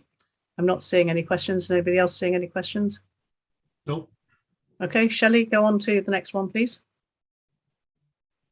Thank you very much, Eric. 2.2.1.4, to accept the proposed member obligations of the new membership categories as outlined in the MWG recommendation number 4 and update all World Lacrosse documents with appropriate terminology and descriptions. Any questions, discussion, calls? Yes, first of all, I'd like to say that I fully support the previous sentiment that there should not be any edits, that it's either accept or reject. So having said that, I do have a couple of comments that I'd like to put forward in this for this vote. One, I don't think that it should be an obligation that a provisional member move towards a full member. The only benefit I see of being a full member is to be able to attend World Championship events, and so why should a provisional member that does not have an ambition to be a world champion or what in any of the events have to pay higher dues? That's one point. You know, that's so I'm not sure if I understand that. That I understand Bob DeMarco's, the coach's point that, of course, you want everybody to move towards being a full member, but I don't think it should be an obligation. And the second issue is, in terms of full member obligations, that it's an obligation to invite a World Lacrosse and Continental Federations to the NGB General Assembly. And I think that, again, that's an additional administrative burden. And there's a question of in what language and who would be responsible for translations, interpretations, and so on. So these are just comments that I'd like to make. And again, I won't put forward my motions for edits because I agree with the assessment. Thank you very much. Okay, thank you very much. Does anybody want to make any comment on what Paul's has said?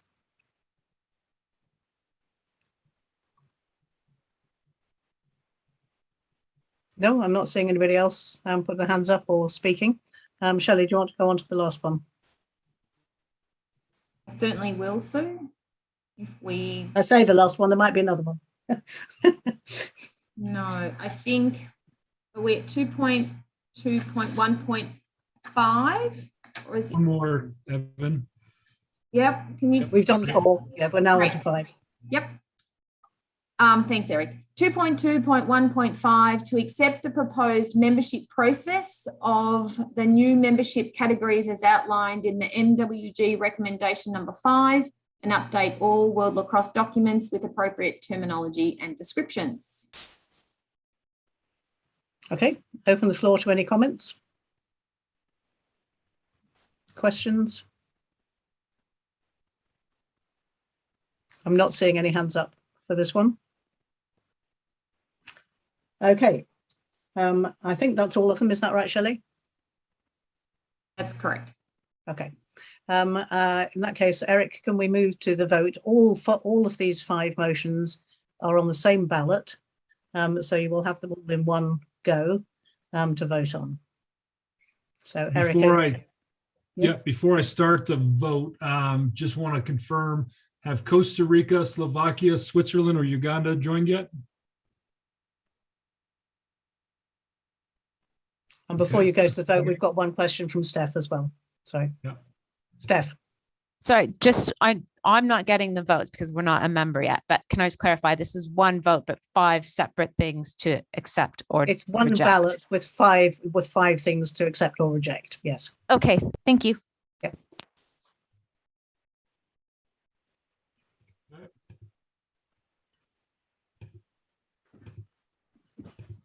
Okay, Eric, over to you.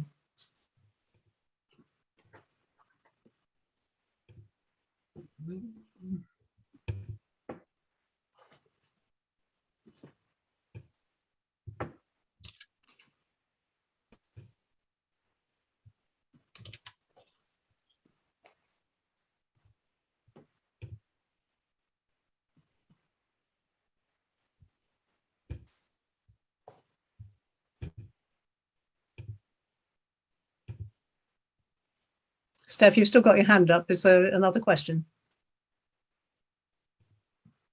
No, sorry, I'll put that down now. Thanks.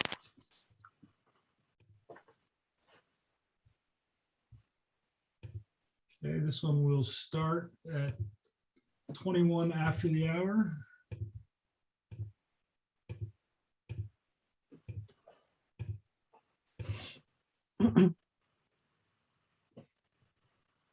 I don't recall, did we show the vote for the strategic plan yet? You did. Okay, just wanted to make sure. Yep.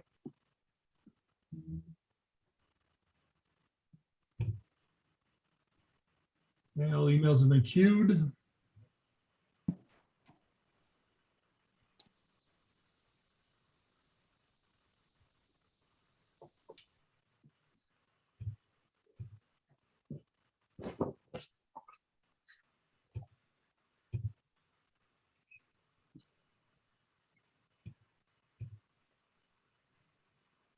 Emails have been sent out. Okay, thank you very much. Then we'll progress to the next one. The next item is the diversity and equality and inclusion statement, and a series of recommendations which are being made by me and seconded by I can't think who, Sally Barker. Because I'm chair of the GA under Robert's rules, I would not normally be presenting a paper. And so Steve Stenison will take over the chair for this item and for a later one on the rules process. So Steve, I'm handing over to you at this moment. Thank you, Sue. And this is, again, consideration of the DE&I recommendations, a 9-page document that was submitted as part of the pre-reads. There are 6 motions, and like the prior vote, those will be on a single ballot, 6 different motions on a single ballot. And it just to confirm, the motion is put forward by Sue Redfern and seconded by Sally Barker. So we'll begin with the first, and as we did in the prior issue, we'll go through each of the 6 motions. Sorry, Steve, can you just give us like... Steve, so there's been a request from Jakob that we just give a minute for them to consider their 5 votes on the previous sure. vote. Happy to. Yep. Just come in the chat room. I see it now. Yep. Thank you. We'll pause.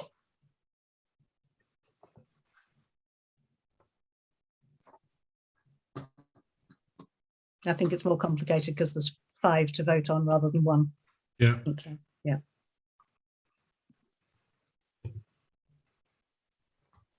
We've got 21 votes in so far. Okay.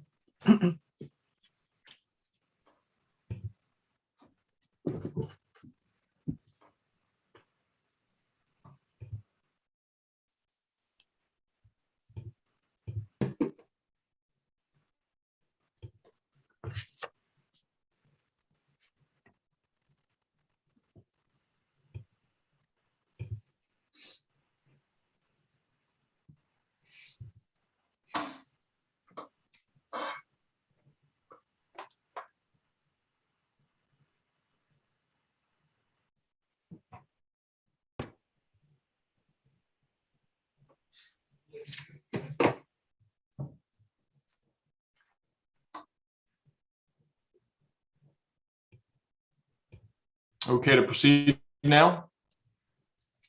I think so. We've got 72% of the vote in. Okay. Thank you very much. So this is item 2.2 on the agenda, consideration of the recommendations regarding diversity, equity, and inclusion. There are 6 different motions that will be handled in one ballot, and we'll, as we did in the prior session, we will go through each of the 6 and have conversation questions on each of the 6 before we launch the single ballot on which you would vote on each of the 6 motions. These motions are put forward by Sue Redfern and seconded by Sally Barker. So if we can, I don't know if you've got it up. Great. So the first Sorry, motion, before we go on to the next one, might I just give a brief bit of background? introduction Yep. to it. Okay. Please.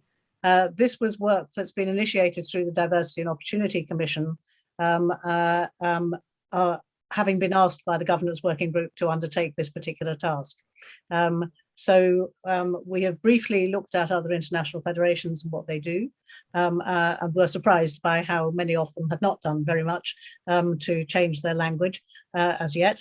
We know, and we would say to the GA, that this is not the end of the dialogue, it's the beginning of a dialogue. We want to go into what you're going to vote in on day 2, the new handbook, with language which is positive and helpful to us going forwards, but it won't be the end of the process. It's the beginning of a process, and our new elected Director of Diversity and Inclusion will, I'm sure, have more to contribute over the next period of time. So this is a beginning. And we also are aware as a group that language and terminology around the world, and we're a global organization and in different languages, will take more time to actually investigate and work out how we work in those countries that maybe don't have direct terminology equivalents. We're not there yet. We know that. What we're going to, the purpose of bringing this today is so that we can change our current documentation. And then we can do some further work as we move forward. So the 6 motions, and go on to the first of the motions, to accept the proposed recommendation in document 1 of the DEI recommendations. That's the DEI statement and implementation process. Very briefly, that tells you what the process is and how we would like continental federations and NGBs to take it forward, to enact it going forwards. And one of our next pieces of work in the next year would be to start working with you as NGBs and CFs to take your good practice and to see how we can work together to make this real. Because the one thing none of us want is that we set this Diversity and Opportunity Commission up and it's just a piece of paper with a tick box. So we want it to be real. So the first one is just to take that recommendation. So questions or comments on the first recommendation before we move to the second recommendation? I don't see any in the chat. I'm not seeing any hands up unless anybody else does. Nope, I think we're good. Okay, so let's move to the second if we can, Sue, please. Yep. The second one is to accept the proposed recommendation of the DOC in document 2 of the DEI recommendations paper that includes the World Lacrosse Protected Class list.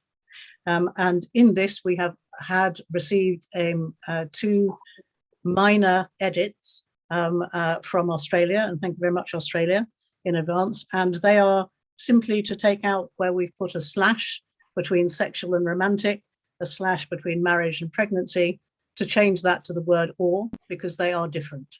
The DOC group have accepted those edit suggestions, and so that's what would be going into the documentation. Thank you for that clarification. Questions on document 2, that 1 page of protected class listing?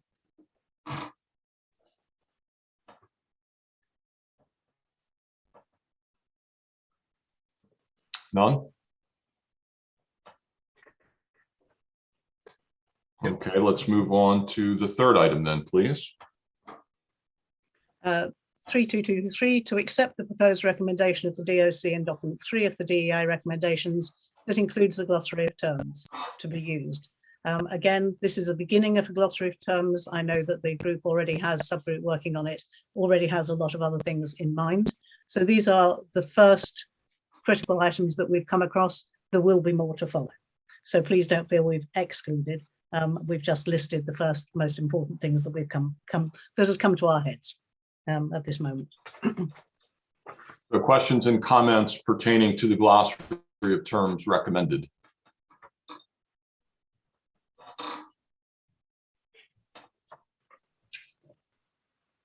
Nothing in the chat, no hands up. Sue, if you would go on to number 4, that'd be great. To accept the proposed recommendation of the DOC and document 4 of the DEI recommendations paper, that the pronouns be adopted. And we have one minor change, again, editing this from Australia, in the last paragraph of this one, that we should really rarely use he or she, or maybe never use he or she. It should always be they. And we are comfortable with that recommendation. So as we edit the documents, we would include that, and we will try very hard not to use he or she. So with that clarification, any questions or comments on document 4, the use of pronouns recommendations?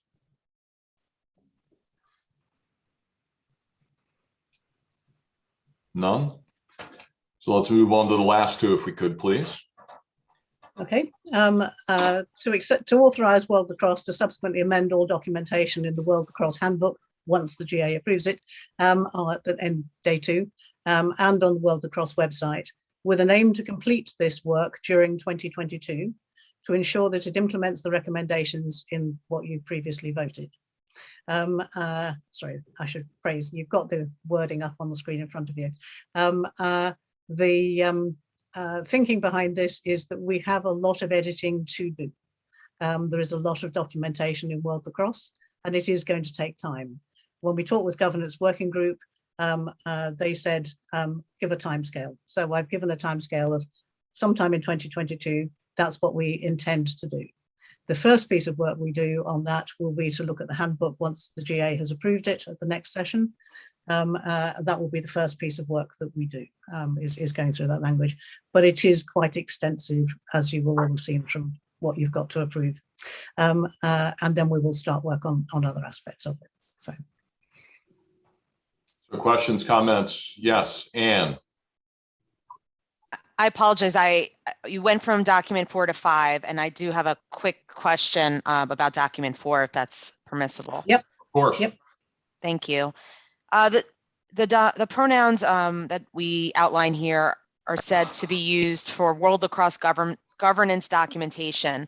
And my question is, with respect to playing rules, is that considered governance documentation, given that we have gendered games, disciplines? And so using they, for example, in the playing rules, is that the intent of that, making that, implementing this, the use of these pronouns? I think that hasn't been specifically questioned, just discussed. Don can come back in again in a minute. It hasn't been specifically discussed, and it is not one of the first documents that we would look at, definitely. And I would suggest that if we are going to do it in those rules, it should be at the next future edition of the rules book, rather than something that we do now. But Don, you have a question. Thanks, Sue. Not a question, but merely a comment, response to Anne. We've already undertaken the opportunity to go to gender neutral documentation for the Sixes rule book, for the men's rule book. The box rule book is due to be done next. And when the women's rules are approved, that rule book too will be adjusted. So I would suggest by the end of 2022, all of our documentation regarding rules will be gender neutral, as well as the officiating resources. Each of the officiating committees or subcommittees are also working through that process as we speak. Thank you very much, Don. That saves DOC a pile of work. Good question, good answer. Does that answer your question or give you enough to consider, Anne? Yeah, thank you very much. Okay, great. Other questions or comments about this recommendation?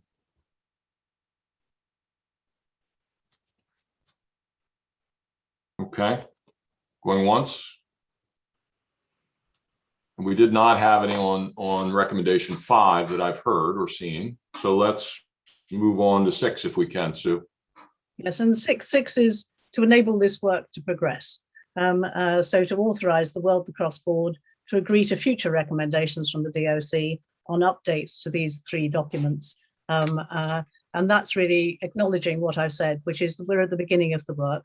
We've got a new director being appointed to look at inclusion and diversity. The subgroup is already working on future wordings that we could add to any of these documents. And rather than holding it up to the next GA, we would like to ask you to authorize the World Lacrosse Board to agree those to be added into future iterations of our documents. Great. Finally, questions and or comments on this last recommendation?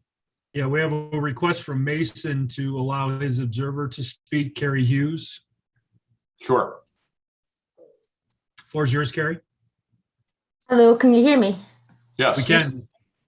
Yeah, sorry, I was just wanting to clarify the definitions, or do we have definitions for the protected class list? Because so there's a glossary of terms for like diversity and ally employees, etc. But for the protected class list, things such as marital status, pardon me, where's my list gone? For marriage, does that relate to being married, or does it relate to being unmarried as well? What is nationality? What is national origin? What is non-religious belief?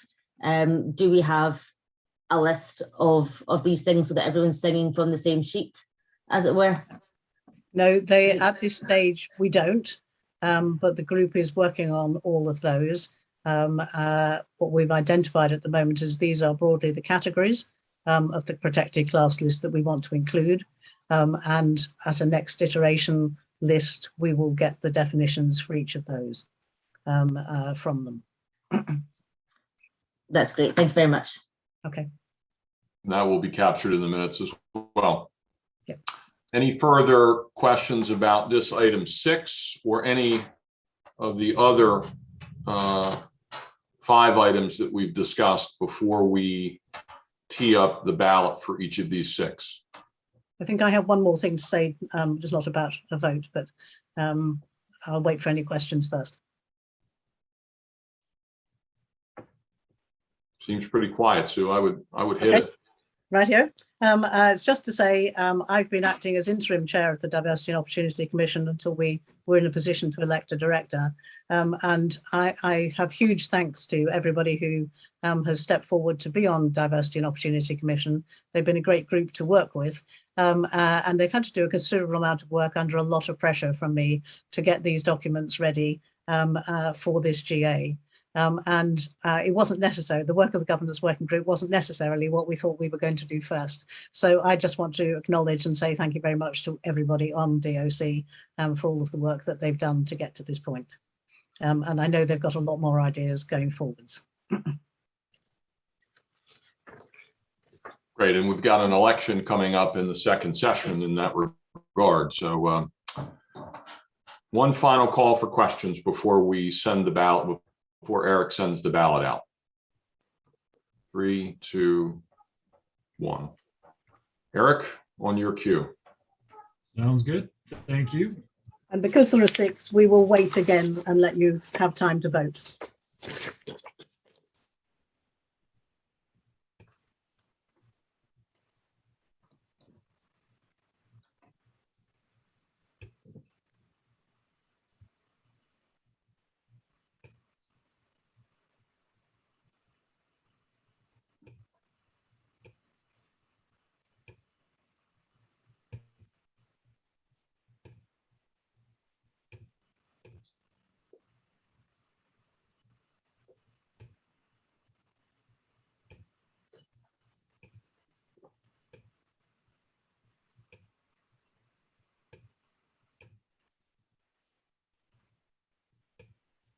This one will start at 40 minutes after the hour. And Eric, when you've sent that, could you share the previous vote? Yes.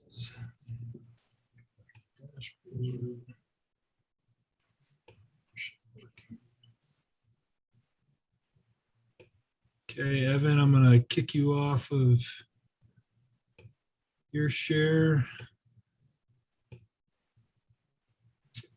The vote was for membership working group.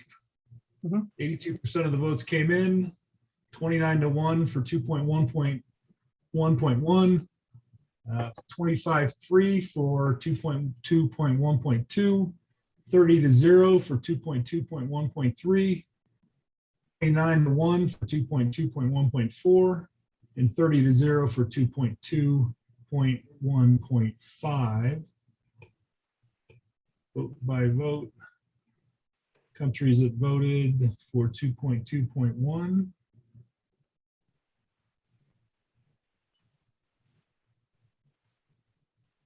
Two point 2.1.2.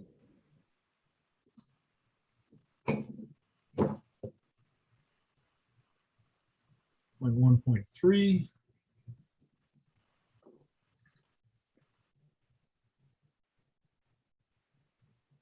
1.4.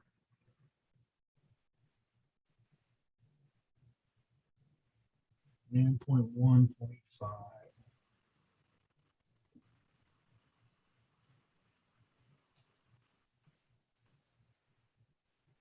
So all of those carry. All those carry, correct. Okay. Thank you very much indeed for that. Back to the other one. It is now currently running. Okay, All we'll emails give it. have been sent out and most of them are starting to be open. Okay, we'll give it a couple of minutes to let people have time to vote on those 6. And is Shelley still on? I don't know. Shelley to record. Oh, you are, Shelley. Sorry, I've just seen you. Thank you very much indeed, Shelley. I hope you feel pleased that those votes have all gone through from all the work you did and shared with everybody. We hope that you would undertake and working with us to do the review with the group next year as well. So I'd be pleased. And again, I want to thank the group because it was through their efforts and work as a team that we were able to reach the outcomes that we did. So thanks again, everybody. Okay. Well done, Shelley. Thank you, Shelley. Thank you, And, Shelley. Thanks to Shelley. And then also while we're giving thanks, Anne has said, well done to the DOC. And Mark Coop said the same. I think that the DIE work is very progressive and those involved have my thanks for moving this topic on for World Lacrosse. And thank you very much for your comments. We now have 90% of the votes in on diversity, equity, inclusion. So I think we're safe to move on. Okay, Sally, we'll move on then to the Athletes Commission policy. Thank you, Sue. At last year's GA, during the discussions on the Athletes Commission, it was highlighted that World Lacrosse did not have an overarching policy for the Athletes Commission. The board has since developed the policy that you've been circulated and is putting this to you as a board policy and not an Athletes Commission one. Drafts of the policy have been discussed at the Governance Working Group, the Athletes Commission, and at various stakeholder webinars, and all the feedback has been discussed and considered in the final circulated version. So the proposal to the GA, seconded by Sean Gibson, is to accept the proposed World Lacrosse Athletes Commission policy in full, as submitted to the General Assembly and as detailed in the corresponding paper. Thank you very much, Sally. I open it up to the floor for questions or comments. I would just note that we have jumped to vote number 5. We have skipped 4, as people may have noticed, and that was because of the changing of the agenda that happened earlier today. Thank you.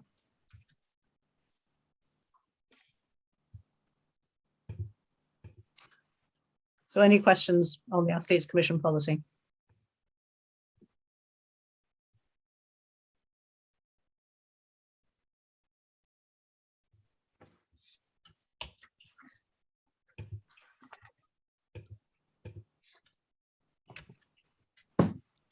I'm not seeing any any hands up.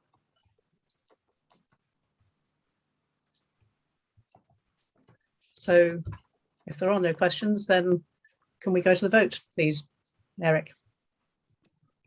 Yes, I can get that set up.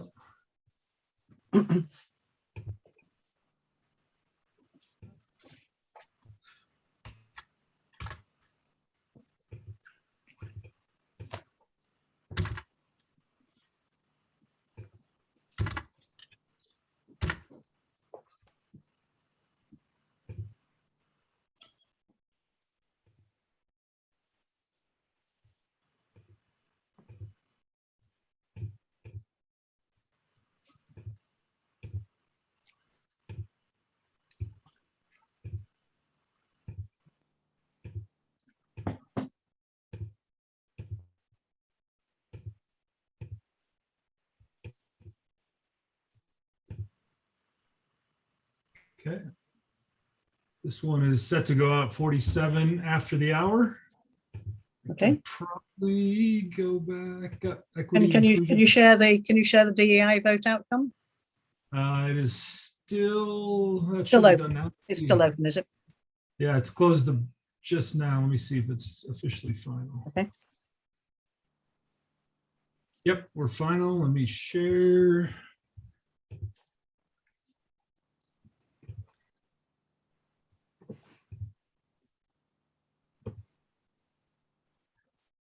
Okay. 3.2.2.1 passed 38-0. 0.2, 38-0. 0.3, 38-0. 0.4, 36-0. 0.5, 38-0. And 0.6, 37-0. Sue, congratulations. Under your work, you had Thank you. unanimous votes on all. Thank you very much, everybody. The group commission will be very happy. And hopefully the new director will be very happy to have something under our belts.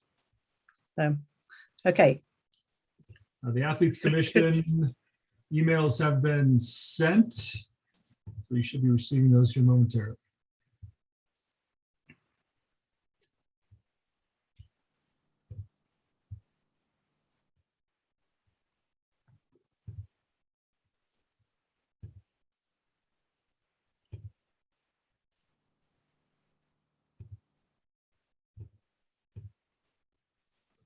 And votes are now being submitted, so we can give it a few minutes here.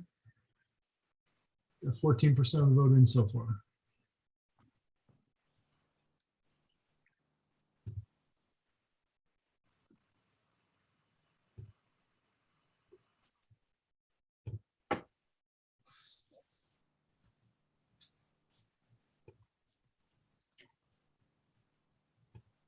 Sue, there's a question from Sorry? Nico in Argentina about how does one get onto the athlete commission?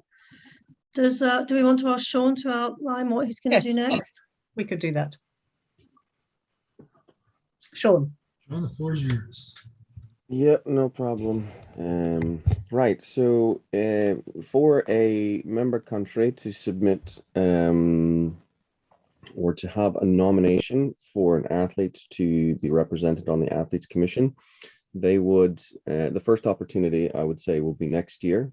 We will circulate to the members and through the website our elections pack, and we'll be holding elections for 3 positions on the Athletes Commissions, which will be for the 3 female roles on the Athletes Commission. So those will be voted on by the athletes participating in the Women's World Championships in 2022. And then going beyond that, the next year, we will have 2 positions vacated for the men's game. And then the following year will be the men's indoor position. And then obviously, as we add more, as things go on, assuming the policy is approved, then we will make provisions to include representation of the other codes of lacrosse that come on stream. But basically, it will be through an election process each year. We have a World Championship event. Thank you, Sean.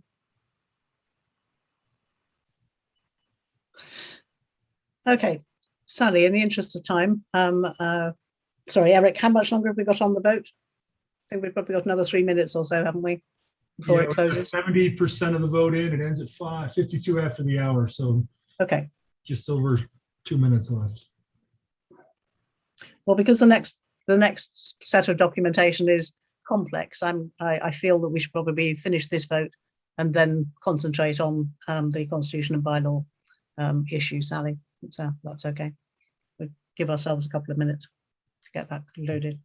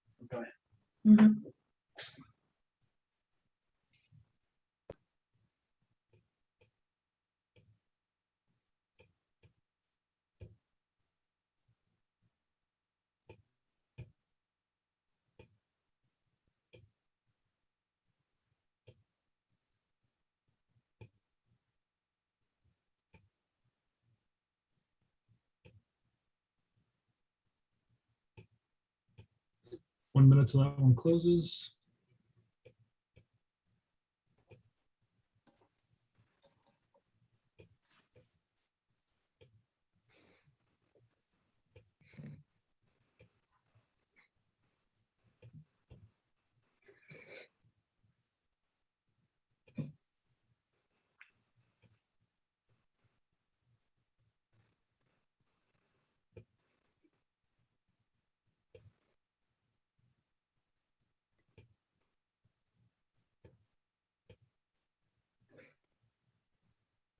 Should be closing momentarily.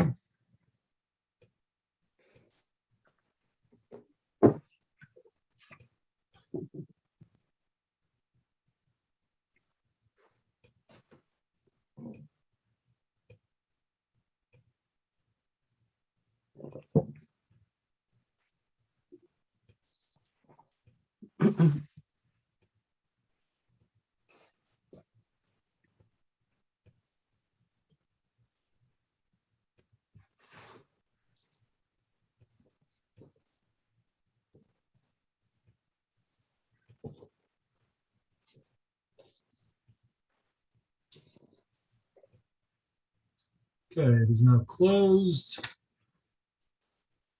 Share my screen. See, this passed 37-2. Total 79% of the vote in. Vote by vote. I think it's 31-2, isn't it, rather than 37? Oh, sorry. Yes, 31-2. 31-2. Anyway, it's passed. So thank you very much, Sally, for all the work you did on that with Sean. Thank you for getting that through. Okay. So moving on then to the next item, which is the other board proposed changes to the constitution and bylaws. Sally, this is slightly complicated, so over to you. Thanks, and before I do that, I'd also like to thank Michael Kennedy for his help with the World Lacrosse Athletes Commission policy. Eric, are you going to do the introduction? Yeah, happy to. Okay, so as members will remember, based on feedback we had from last year, we had too many individual votes. We proposed some block votes to cover some legislation in various cleanup areas, including the Constitution and bylaws. We didn't want to do that blindly, so we gave members the opportunity to come back and ask for any to be separated from those block votes. And in total, we received requests from 10 different pieces of legislation to remove it from the block. That was submitted by Latvia and seconded by both Hungary and Iroquois nationals. Consistent with what we've done in the past, we grouped that legislation in like categories. So to limit the number of ballots, you'll have a few ballots that cover multiple pieces of legislation. And we will vote on all this legislation first, and then we will cover the block vote for everything else that wasn't covered in these first, I guess it is four-ish votes. 3 votes, 3 ballots with a number of different ballots. So, or a number of different votes on each ballot. Think that covers off everything. There were some friendly amendments that were put forth in those amendments. We have not incorporated those yet because we wanted the motions to be on the floor yet. But World Lacrosse was open to some of those friendly amendments, and we'll cover those as we start to work through this various piece of legislation. Thank you, Eric. So the first piece of legislation is around policy making. The board is proposing that the responsibilities for policies that affect the day-to-day running of the organisation be transferred to the board. And we're doing this so that the board is able to develop and implement policies, operational policies, swiftly as is sometimes needed. However, the strategic high-level policies around the principal structure and decision-making will remain with the General Assembly through the Constitution and bylaws, and as well, those policies that affect the membership will remain a GA responsibility. In order to decide which policy is a board or GA responsibility, we are proposing that the new governance committee, made up of representatives of the membership, should decide where each policy goes. The committee will have regular communication and input from the membership in order to do this. So I'd like to propose the motion, seconded by Don Blacklock, to accept the changes proposed in 522 to include vote on constitution and bylaw changes. Thank you, Sue.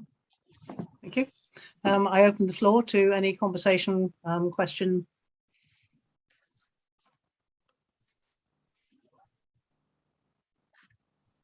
Paul?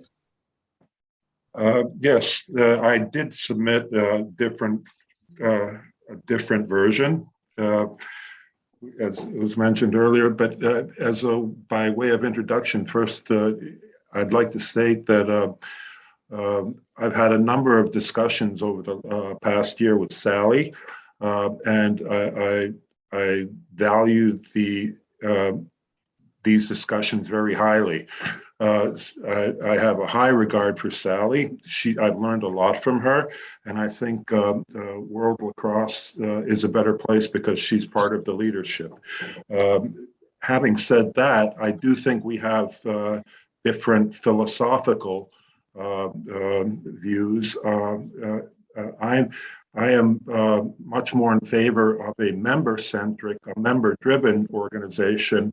And I think, I don't want to put words in Sally's mouth, but I think she's much more in favor of a board-driven organization.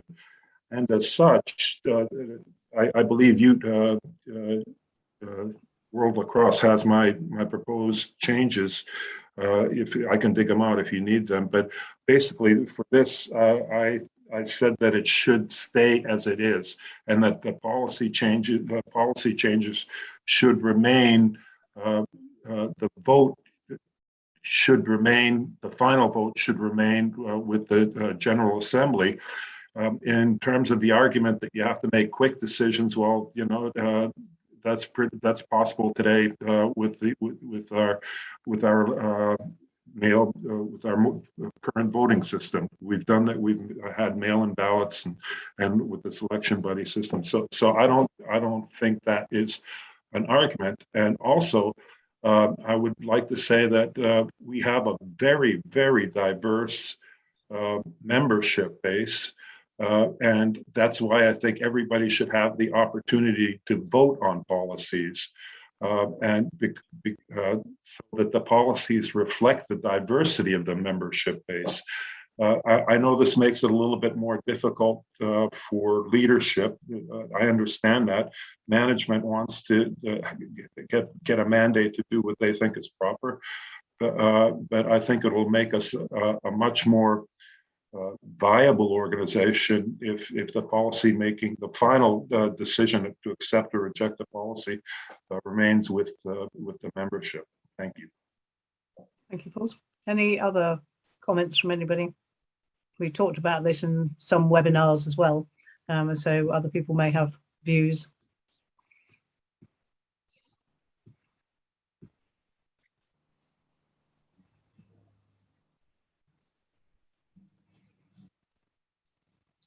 Okay. And Paul's, just so you know, on the screen, with your wording is alternate wording is there. So Michael Kennedy's got his hand up. Yeah, Michael. Michael, the floor is yours. Great, thank you. Sorry, just turning on my video and audio. So I appreciate what Paul has said. I also echo what he said about Sally. I think she's been a real tremendous asset to World Lacrosse, in particular her communication abilities. And the only point I wanted to make in relation to this, and it's getting slightly ahead of ourselves because the terms of reference for the new World Lacrosse Governance Committee are actually in the second part of GA, which is at the end of this month. But I would just call everybody's attention, when considering how to vote on this matter, to 3.2.2 of the proposed Governance Committee terms of reference. And that states that the committee will recommend which World Lacrosse policies should be approved by the board and the GA, and organize a minimum of one stakeholder engagement webinar per year at which these can be discussed and appropriate routes for their approval agreed. So the intention behind that is to take each policy in and of itself and evaluate what the most appropriate pathway for approval is. So if it's something very basic, very innocuous, very procedural, then it's quite easy to say that the World Lacrosse Board should go ahead and approve that.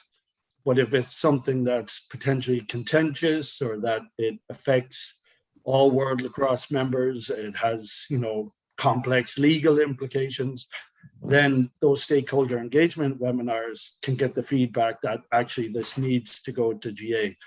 So I just want to note that element 3.2.2 of the draft terms of reference of that governance committee, because they provide a framework within which you can be flexible. And it's not really a black or white situation where all policies go to the board or all policies go to the GA. Thank you. Thank you, Michael. Any other comments or questions? Yeah, so this is Leo Yes, Nolan, Leo. the Iroquois Nationals. So who makes that decision? The board? Sorry, who makes the decision? No, the decision. Well, it goes to the board, it goes to the General Assembly. I agree with Paul, so I think we should be as member-centric as we possibly can. So kind of a little bit of a conundrum here about who makes it. Whoever makes it we should identify. Or Yeah, so the governance committee, as it's constituted, would be the one that would make that decision. So if the board has a policy they want to make, they forward that to the governance committee, as Michael just talked about, that's made up of members. And then that group would be the one to say this should either go back to the board to make a decision because it is more procedural, or it should go to the GA because it's more all-encompassing and something that would impact members at the GA level. Good, thank you.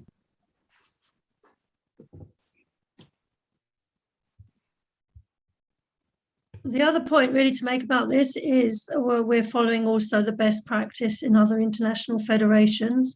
So this kind of shift in responsibility between the board and the GA for operational policies is common across the other international federations. And the other comment I would make is if this passes, then next GA, you would have some additional legislation that would start to envision what the governance committee looks like and how that would interplay with it. And then you'd say day 2 of the GA, that's where that is. So yeah, day 2. Yeah, rather than the next GA, which I think is next year. That's true. Second day, October 31, 31st of October. How about that?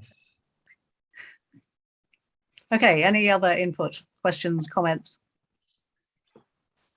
Okay. I'm not seeing anything else, Sally. So do you want to go on to the next one? Okay, so the next area we'd like to consider is in finance and auditors. And This one's a single ballot with a single vote. So if we're done with that. Oh, sorry, you've already got that. I thought Oh, it was right. all going together. Okay, very good. Go to the vote then, and then we'll go on to the finance one then. Okay.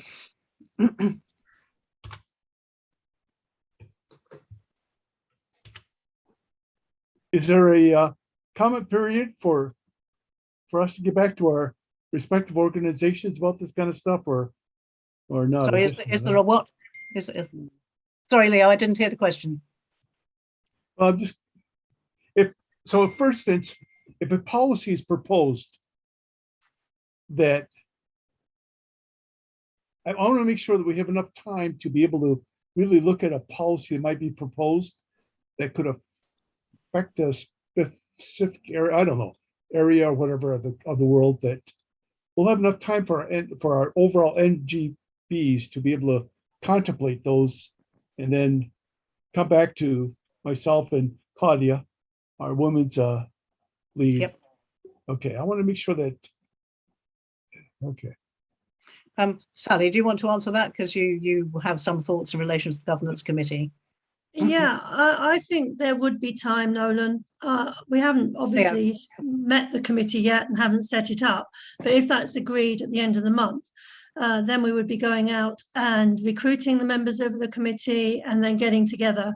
But I hear the point that you're making, that we should allow the time for the members to look at the specific policies.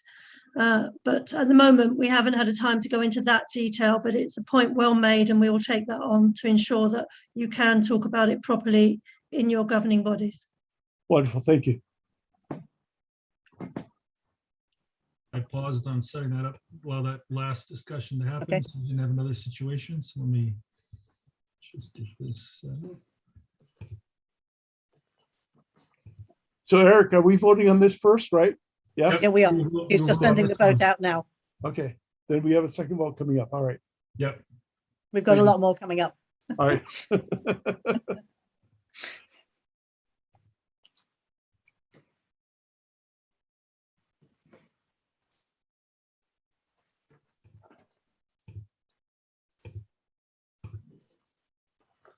This one will begin at 8 minutes after the hour.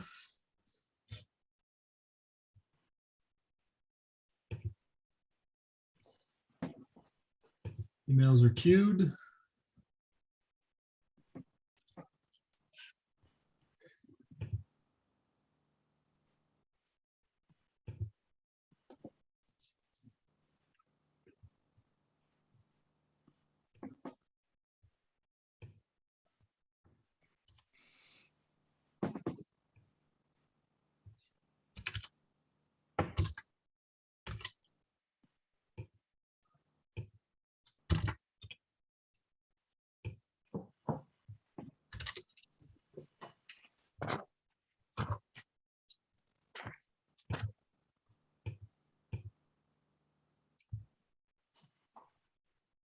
Emails are out. First vote has come in. Okay, that's a simple vote. Really, you're in favour or you're not. So we'll go on to the second set of votes, which is about finance. I say votes. Sally, you're there to put the case and the motions. Could you just give me 1 minute to make the vote, please? No, sorry, I've got you to do the I could start it while Sally's voting. Again, so this is another area that was requested to be separated. We grouped these together because all four of these motions were around finance in some way, shape, or form. So this covers off four different pieces of legislation. The first one is to accept changes proposed in 5.2.1.3 to include a review of quarterly financials and receive a copy of the annual audited financial statements when the reports are issued. This really adds a bit more detail. As you can see, the changes there in red line. Before, it used to say review audited financial statements. The Finance and Audit Committee has expressed the desire to now submit to membership quarterly financial reports. So we're just adding that into this policy, that we would now give you quarterly financial reports just in the interest of transparency, and then just added a bit more detail about how the audit is issued and when membership ultimately reviews it. Because if we start shifting when the GA is, an audit might not be ready yet, so that we would share those with our membership when those reports are issued. With that, I will turn it back over to Sally, who I'm sure has voted, and she can take it away. Thanks, Eric. The only thing I'd just like to add to this is that this has been seconded by Fiona Clark. So you should open the floor, Sue, for questions. Yes. Any questions, comments on this?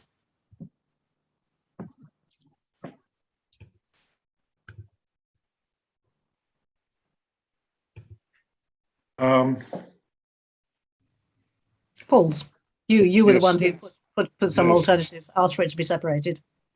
Oh, no, I'm all fine. Yeah, I'm sorry. That's, yeah, thank you very much. Okay, thank you. Okay. Any other comments on this one? Questions? No, then we'll move on to the second one, please, Sally, in this batch. Okay. So the next one relates to the auditors and is relation to 5.2.14. Could you move Eric, the could we slide have on, the please? next one on? Yeah. Thank you. The board would like to appoint qualified and independent auditors for more than 1 year to provide continuity. The board will review the auditors at least every 5 years, and any change in the auditor would still require GA approval. In addition to continuity, this will help us with streamlining the GA meetings to focus on discussions for key items. Thank you, Sue. Thank you. Pauls, you asked for it to be brought out. Do you want to speak first? Yes, I changed it. First of all, in my experience, voting on, and this is in the corporate experience, voting on the auditors is an annual event. It's not a multi-year event. It doesn't take much time and effort. It's better to have a short-term contract with an auditor rather than a long-term contract. Having seen the proposal that was 5 years, I submitted language that would make it a maximum of 3 years, and I don't see that. And that was seconded, and I don't see my language up here on the page. So and shouldn't my seconded motion appear on the as an amendment? Yes. Yeah, it's an amendment now that the motion is on the table, so we can consider that as a friendly amendment. Can you show the language? The difference would be just, we review the auditors at least every 3 years. So 5 changes is 3, and in the ballot that would be sent would reflect that if this friendly amendment is accepted. It was the language is a little bit different. The board will present auditors for review and approval on a periodic basis, but not less than every 3rd year. That was the language that I submitted.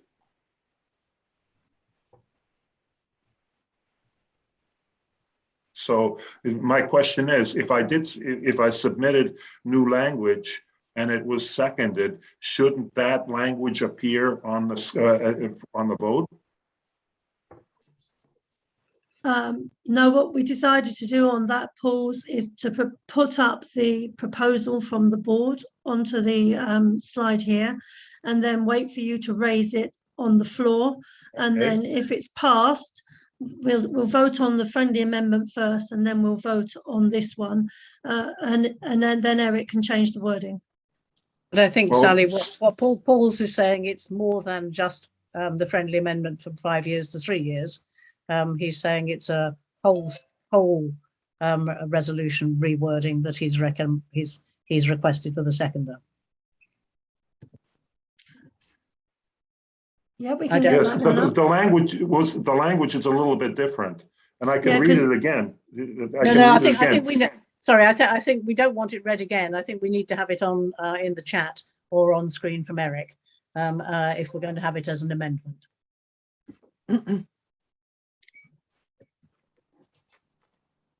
Pauls, can you type it in the chat function?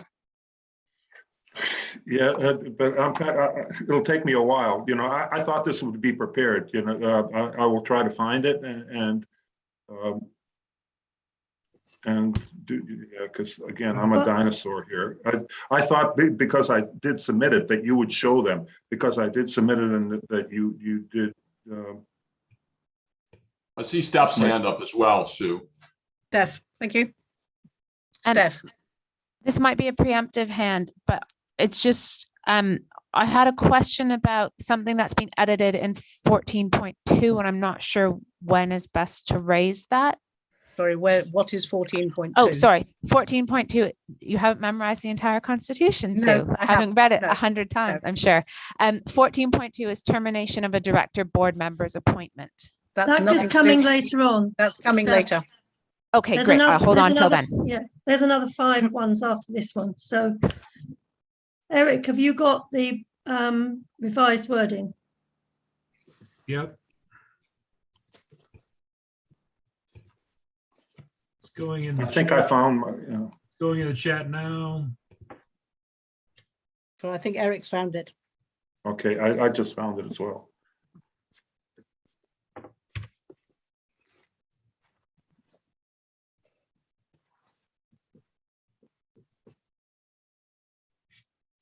So you Thank have an you. amendment. You have an amendment in the chat, which was is a motion from Paul's. Sorry, is an amendment from Paul's and seconded by I don't know who at this moment. Laszlo and Thank you. Leo. Okay. Are there any comments or questions on the amendment? Well, this is Leo. Yes, I don't think we're trying to be obstinate about this, but I think is this not good business practice? It's kind of Is what not good business I mean, practice? every 3 years versus 5, or is that? Not necessarily. I mean, this is Steve. I mean, we all have different perspectives about who should select auditors, and I respect the fact that different people around the world have different opinions about that. But it's not necessarily best practice to select your auditor annually.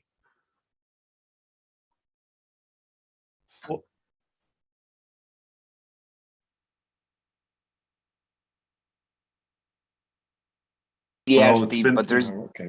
Yeah, go ahead. yeah, but Steve, there's a difference between 1 year, 3 years, and 5 years. 5 years is just way too long for an auditor to work together. And the best practice in Europe and in many countries I'm working together with is the maximum of 3 years, because of the 5 years is good for only one company, and which is not the World Lacrosse. This is the auditor company, because they have a fixed income for the next 5 years, and you just cannot jump out from that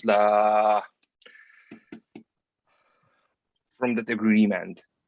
So 5 years is just it's a disadvantage for us. Okay, can I say to like, work with? Okay, can I say where we got to when we talked about it? And I thought, Paul's, you'd had this feedback, was that we were we were happy to go with a friendly amendment to 3 years. I hadn't appreciated that you wanted to have the rest of the wording changed as well. I don't think there is any disagreement about moving to 3 years. The question is whether we're going to, which we will now, because we have a motion on the table, an amendment on the table, and is seconded. We will have to vote on the amendment prior to voting on the original motion. And if the amendment is carried, then we don't vote on the original motion. Okay, I'm sorry. It was just my misunderstanding of the process here. Okay, so Okay. I apologize. That's okay. So we'll probably need to have a vote here on the amendment, because Yes. Eric will need to change election buddy before the vote at the end of all these discussions, or these Yes. four. Easily done. So, sorry, Mason. I said easily done. Okay. Easily done in what sense? I can make the change with an election buddy and very quickly. So if it's something we want to move, we can do that. Okay, do we want to take a show of hands in the first instance on taking the voting on the amendment? Or can you do that in election buddy as a separate item? I can do that in election buddy. Okay, let's do that in election buddy then. So that's so going out. so The amendment is going out. The new language will say 6B.2.5.2 to accept the changes proposed in 5.2.14 to include approve auditors. The board will present auditors for review and approval on a periodic basis, but not less than every third year. Okay, will you send that vote out now then, please? That's an amendment, a vote on the amendment. Hang on, it will take a bit more if we're extracting that one from the other, because right now this is part of a 4. Yep. Can I ask for a point of clarification before we tee that up? Yes. So every third year, does that mean after the completion of the third year with the same auditor or prior to the third year with the same auditor? I just want to make sure we're awfully clear here. Paul, if we change this to every 3 years, does that mean we could use the same auditor for a maximum of 3 years prior to resubmission to the membership? Paul's? Yes, that's my understanding. That's what I, okay. You know, it would be, you use them as at a maximum. You might find that they're not performing the way you want them, and you want to change them after 1 year. Yep. You know, it would be helpful. Thanks for the clarification. Thank you. I think we can continue with this being a 4 motion vote, and if it passes, we're done. If it doesn't pass, then we'll have to go back and run a different singular vote on just that one piece. Okay, that's absolutely Okay. fine. Yeah. That's no problem. Okay. Thank you. Could I have the next slide, please?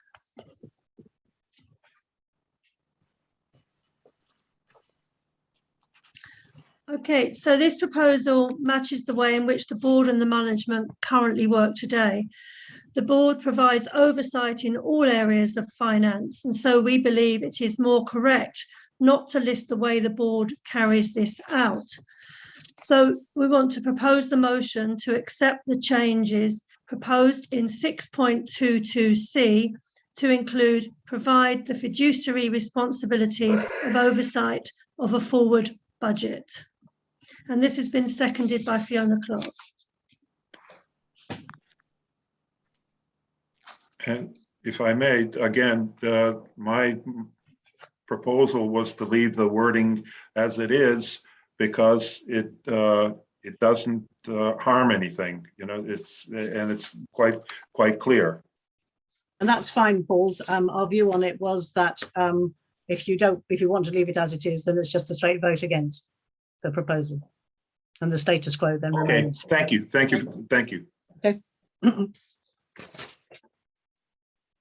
Any other questions or comments on that one before we move on? No? Sally, move on to the next one then, please. Next slide, please, is in relation to 7.6. This relates to the previous agenda item 5.2.14 and proposes the motion to accept the changes in 7.6 to include an annual examination of the accounts of the Federation shall be undertaken by qualified and independent auditors who shall publish their findings annually for members, and the auditors will be recommended by the board to the membership for approval at least every 5 years. And this is seconded by Fiona Clark. This presumably would depend on the previous amendment. Yeah. So again, my proposal was that change it to 3 years, you know, to coincide with what I suggested. Well, then I think earlier. we should just do an amendment, Eric, on that one for the first vote, which is that it goes to every 3 years. Because we need to go on the amendment. And we've not objected to it the first time round.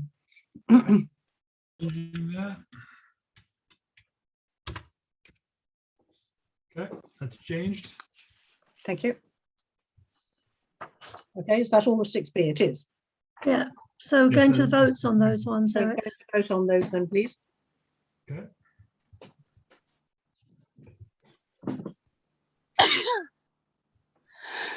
So Bless you.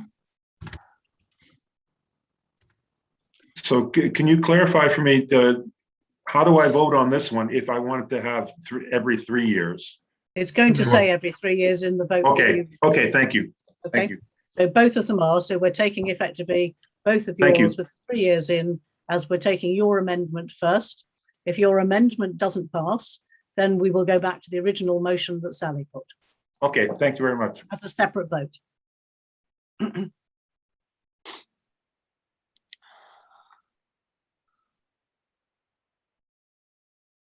But so everybody's aware, the board is not against 3 years. Okay. Yes, we're out at 26 after the hour.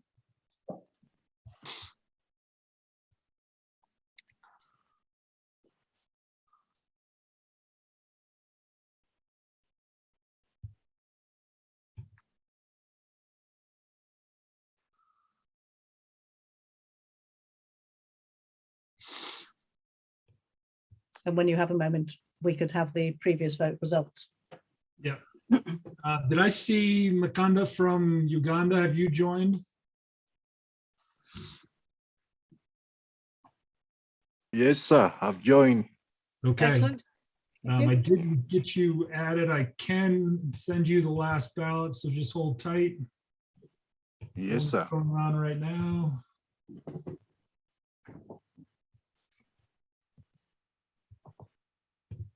Sorry, Eric, may I just ask, have you sent out the vote? Because I haven't received it in my Starts at inbox. 26 after the hour, so it should be going in right now. Apologies. Apologies. No problem. Need to figure out how to add one.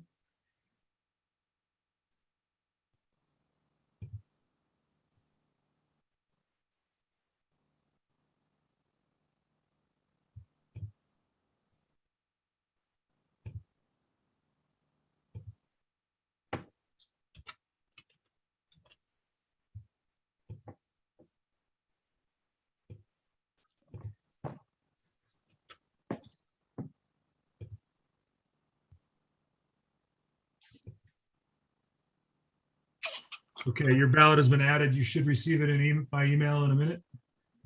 It's now been queued, Makanda. We'll also add you to the next couple. Please let me know if you don't receive that. This is now running and votes are coming in.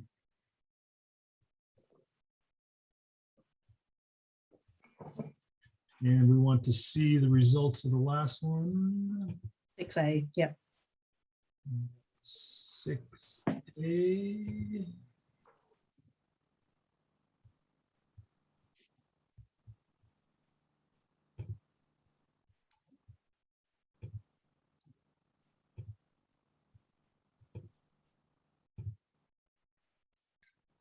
Okay, you should be seeing the results of 6A, which is the separated legislation with respect to policy. This passes 28-4, vote by vote audit.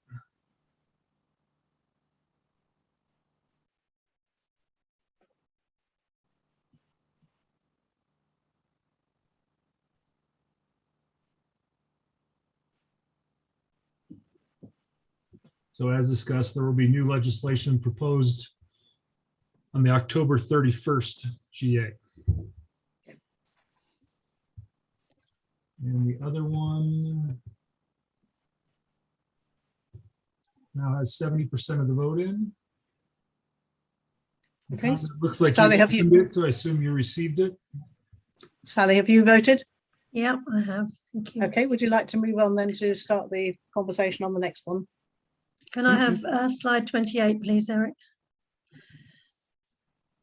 So the next two items relate to governance. And the first one we're putting forward.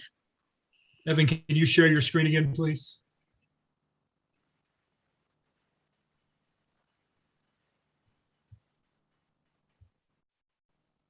Thank you. So the first one we're putting forward is because the board believes it's best suited to determine the roles needed on the board to fulfill its governance responsibilities. However, members would continue to elect the individuals to fill these roles based on the skills and experience of the nominated people. So the board is proposing the motion to accept the changes proposed in 6.1.1 to include the board of the Federation shall be comprised of positions as determined by the board of directors. The board structure will be such that the number of elected voting members will be greater than that of the appointed, otherwise selected voting members. And this is seconded by Fiona Clark. And Pauls, this is one you wanted to speak on. I think that this isn't an amendment, but your thinking would take you down the line of voting against it. But please feel free to take the floor. Yes, thank you very much. We had this discussion last year as well, and there was an amendment made that allows the board to make changes, but I went back and looked at the discussion and the way it was presented, that it would, and I can tell you it's at 1 hour and 14 minutes, I believe, in the second session. I have it written down someplace. Yeah, 1 hour and 14 minutes. That the primary purpose of any role would not be to change without going back to the GA. And that's the way it was, last year's change was presented. Again, I think the board should have the right to propose changes, but I think they should be approved by the GA. For instance, if we leave it as it is, the board could change the director of development, eliminate him and make him director of marketing, make that position. As you know, just as a wild example, and or whatever. So I think that the again, as a member-driven organization, as a member-centric organization, the GA should have final approval on the structure of the board and what roles and responsibilities it has.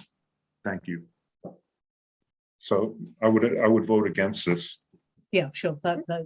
We haven't put an amendment simply because it's a straight vote against if you don't agree with it. Yes, yeah. Thank you. Any other comments on that one? Okay, Sally, there's another one. Yeah. This is the next one is 14.2, and Steph has raised that earlier. Could I have the next slide, please? Okay, this is the issue of the removal of board directors, which was raised at last year's GA. And the board is proposing this amendment in order to clarify the General Assembly's role in removing directors, should the need arise. We are proposing 2/3 vote because typically an organisation has a higher threshold for the removal of directors versus their elections. So the proposal is to accept the changes in 14.2 to include an appointed board member is requested to resign by a majority of the other board members. The General Assembly votes by a 2/3 majority to remove an elected board member. And where the board wishes to recommend termination of an elected board member, a rationale for that recommendation will be made to the board by the General Assembly. And this motion is seconded by Fiona Clark. Pauls. Yes, my comment was that that I thought it should, if they're elected, I understand Sally's rationale, but my comment was if they're elected by a simple majority, they should be able to be removed by a simple majority. That's one thing that I did not raise earlier is how do you remove a board member who is not elected but is appointed? Do we have a process in place for that? At the moment, yes, the only I'm just raising it. Yep. We can raise that and take it as a consideration in the governance working group, governance committee going Thank you. forwards. But that's not for today's Yes, agenda. okay, thank you. I just took the opportunity. We're Sorry. trying at the moment to clarify what we're doing about Yes. elected board members. Okay. So, But I think probably our general comment on it would be for other people to consider. If the board appoints people, it shouldn't be up to the GA to remove them. Which, so whatever process, if there is a process, the GA would be recommending to the board rather than making the decision, because you're not the body that appoints the people in the first place. And that's typically how nonprofit law works, that the body that elects a director has the right to remove a director. So that's consistent with most nonprofit law in the United States. So anyway, there's a couple of questions. I've got Jakob first and then Steph.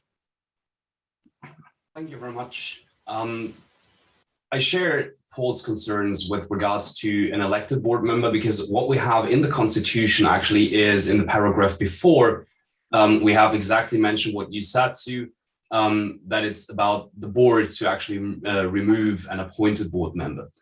However, what is unclear at this point is who is actually going to be an elected board member, who is going to be an appointed board member, and especially in conjunction with the number of, or the structure of the board actually being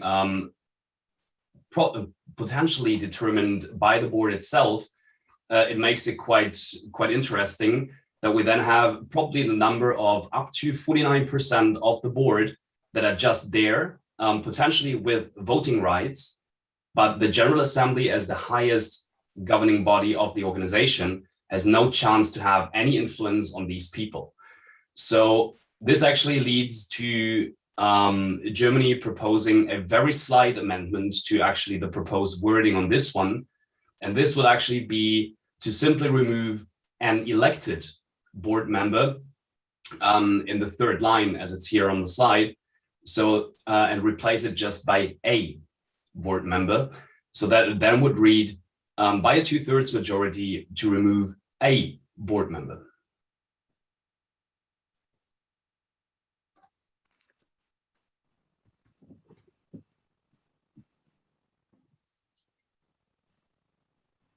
Steph, can I, before we go on to, sorry, I'll come back to that in a minute. Steph, what was your question?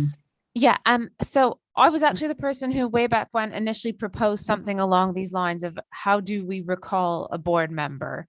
And I think it's important that there is a process to recall an appointed board member as well as an elected board member, whether or not that's discussed today or it goes back to the governance committee going forward. I just think it needs to be done, that there needs to be some way that the General Assembly has control of that. Thank you. Okay, I believe that that is a substantive change that has not been given to us 30 days ahead, that Jakob has put forward, because there is a significant difference between the elected board members that we have proposed this amendment to clarify something that has been raised by members, and the recommendations about appointed board members are very different. So I think that needs consideration. I'm not saying it won't be discussed, but I don't think we should accept that as an amendment this year, because it is substantively different to that of the proposal on the table.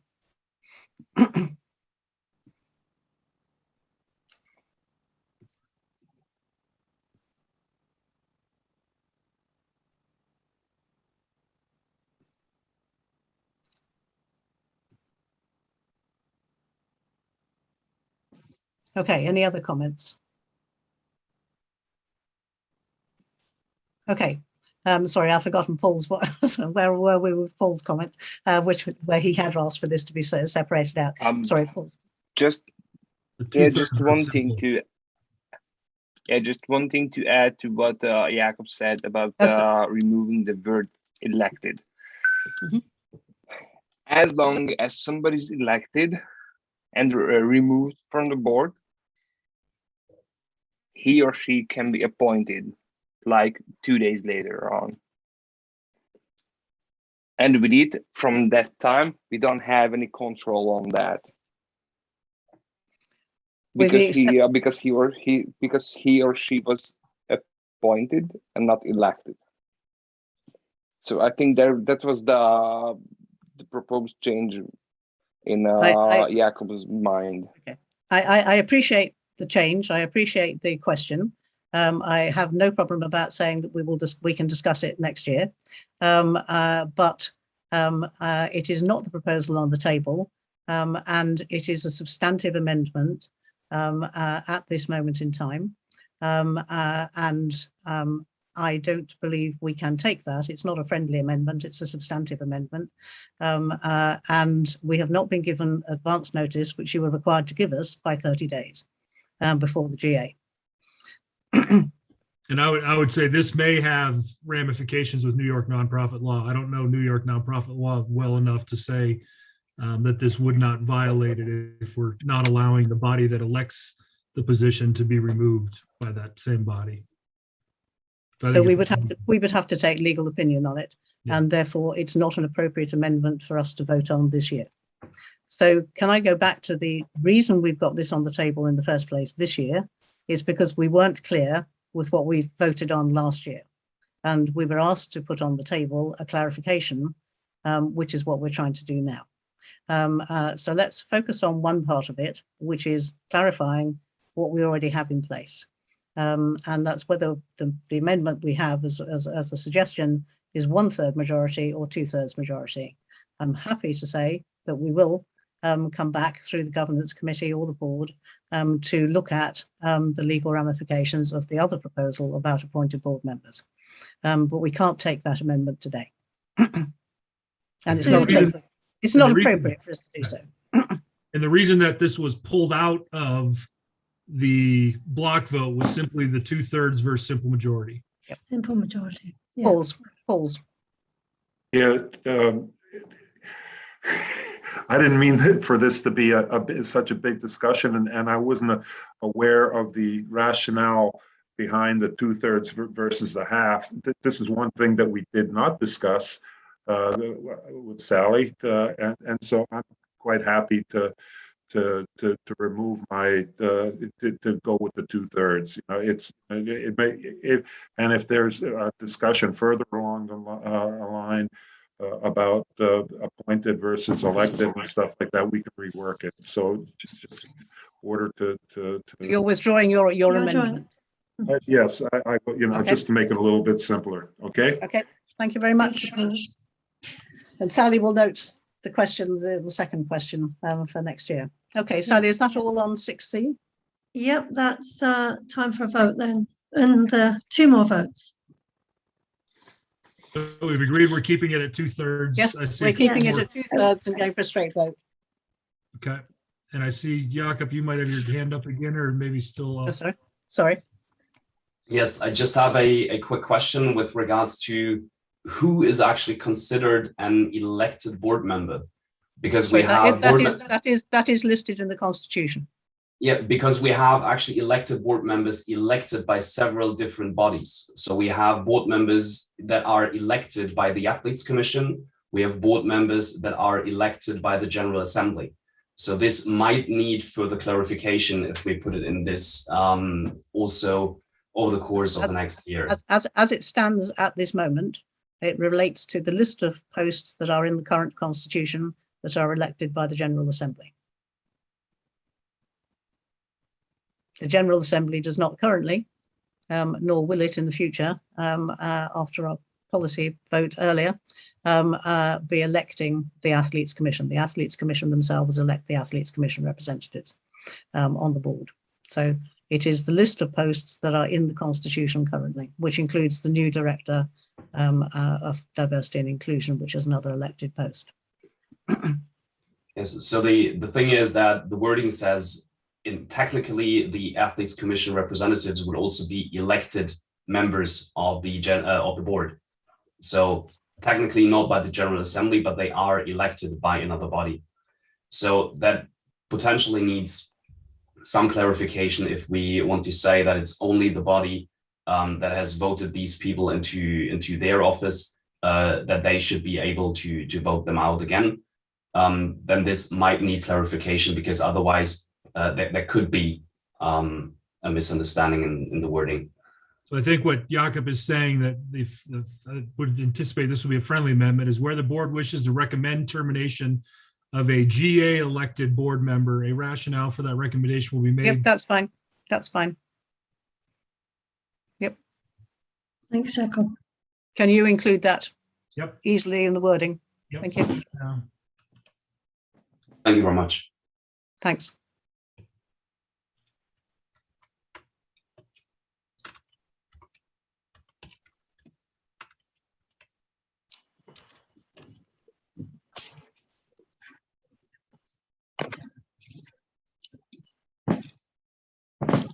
Okay, so we're good to move this to a vote? Yes, please.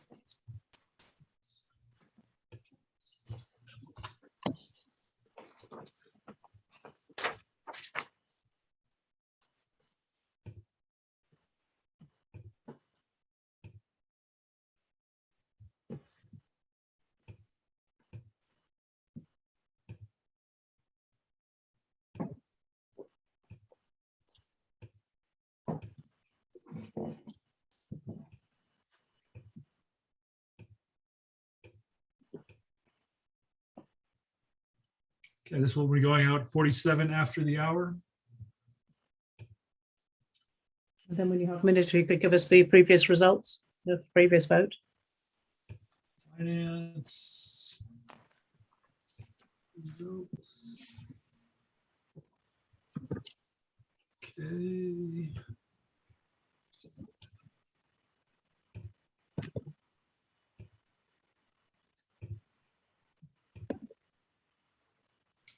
Okay, you should be seeing the finance 6B 251 35.1, point 2 35.2, point 3 33.4, and point 4 37.0.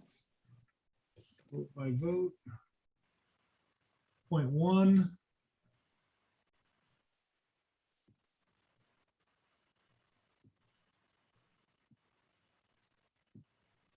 Point 2.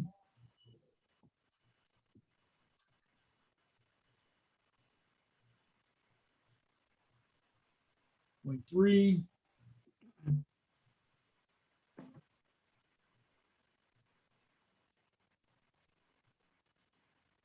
Point 4.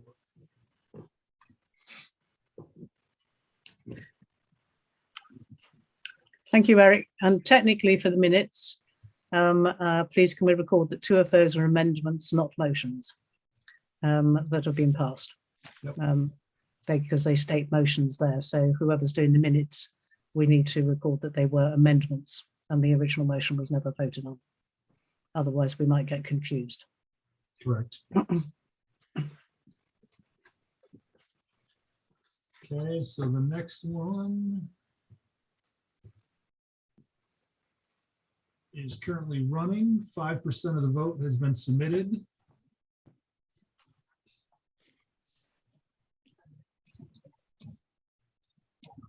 Okay, can we bring up the next one, which is 6D? So people who voted can be reading it. I'll give you another minute to vote before we make sure Sally's voted before we go on. So I'm fine. 43% of the vote is in.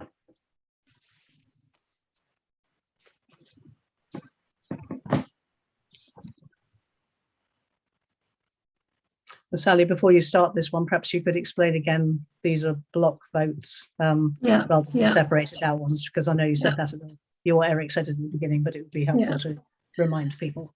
So basically, this vote deals, we've dealt with all the issues raised by the membership, and we're now proposing that the remainder of the changes in the constitution document that was sent out, which reflects best practice and has been discussed at GWG Governance Working Group and on our recent webinars, be approved. So the motion is to accept the Board of Directors' proposed constitutional changes as highlighted in the previously submitted red line constitution, excluding the motions that we've detailed above, which means the ones we've already discussed. And this motion has been seconded by Don Backlock. Okay, sorry, Paul's. Yeah, my understanding is that I had a couple of other changes and that they will be included in the next session. Is that correct? That's correct. That's correct. Okay, Yeah. thank you. Thank you very much.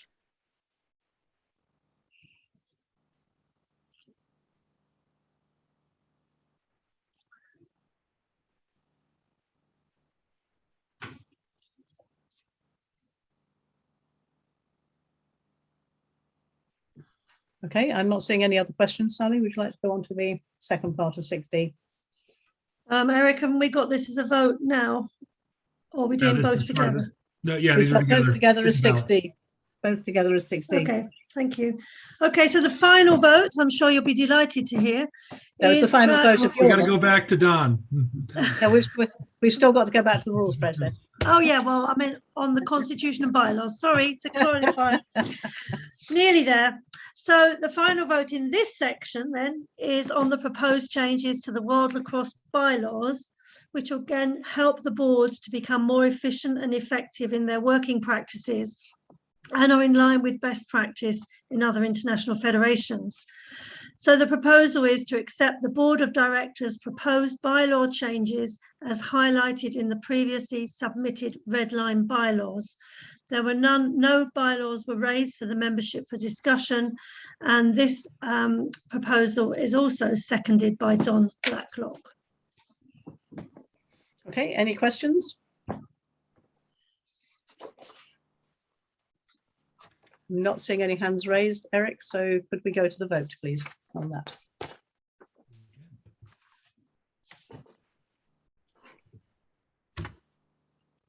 If it's possible to send out 2 votes at the same time. It is.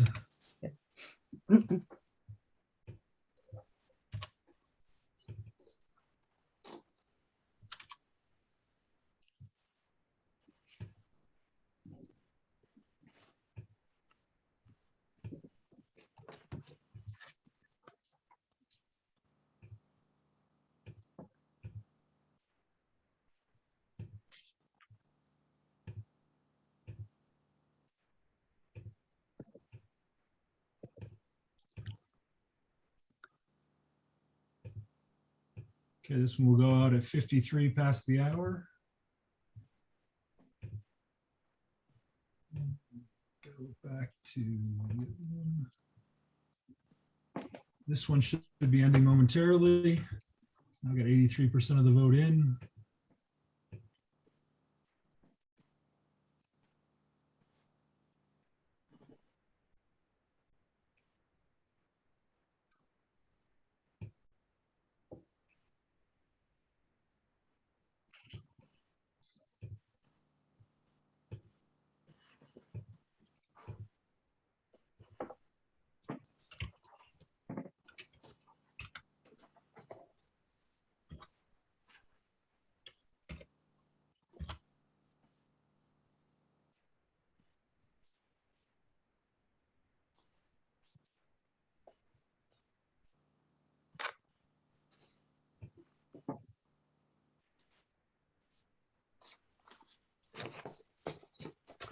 Okay, this one completed.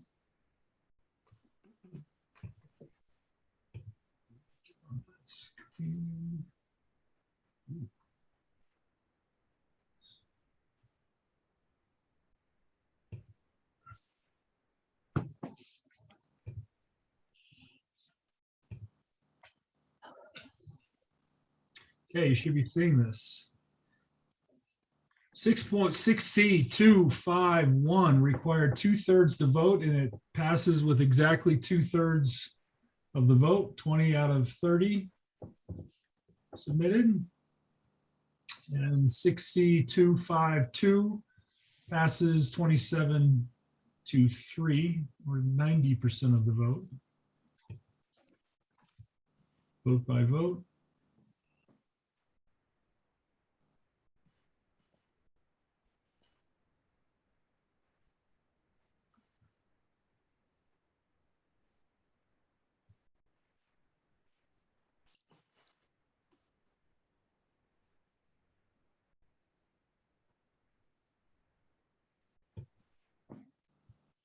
Okay, thank you very much. We've still got one vote outstanding on Sally's area. We've got another few minutes to run yet. So we'll go on to the rules process. Sorry, Sue, before we do that, can I thank Paul's Yep. very much for raising some of the things, because it's really nice to be working with somebody who's really interested in our constitution and bylaws. So it's been a pleasure working with you last year as well. So thank you for your comments and feedback. Thank you, Sally. Thank you. Okay, we're moving on to the playing rules process. And again, I'll be handing over to Steve Stenison to chair it when we get to the voting point. Don Blacklock, I'm pleased to say, has managed to get back and join us for the second part of this meeting, and he will be able to answer any detailed questions that you have. But I will introduce it in the first place by way of having the rules process you have all asked for as GA members over the last 3 years, to take the rules approval process and discussion process away from the GA.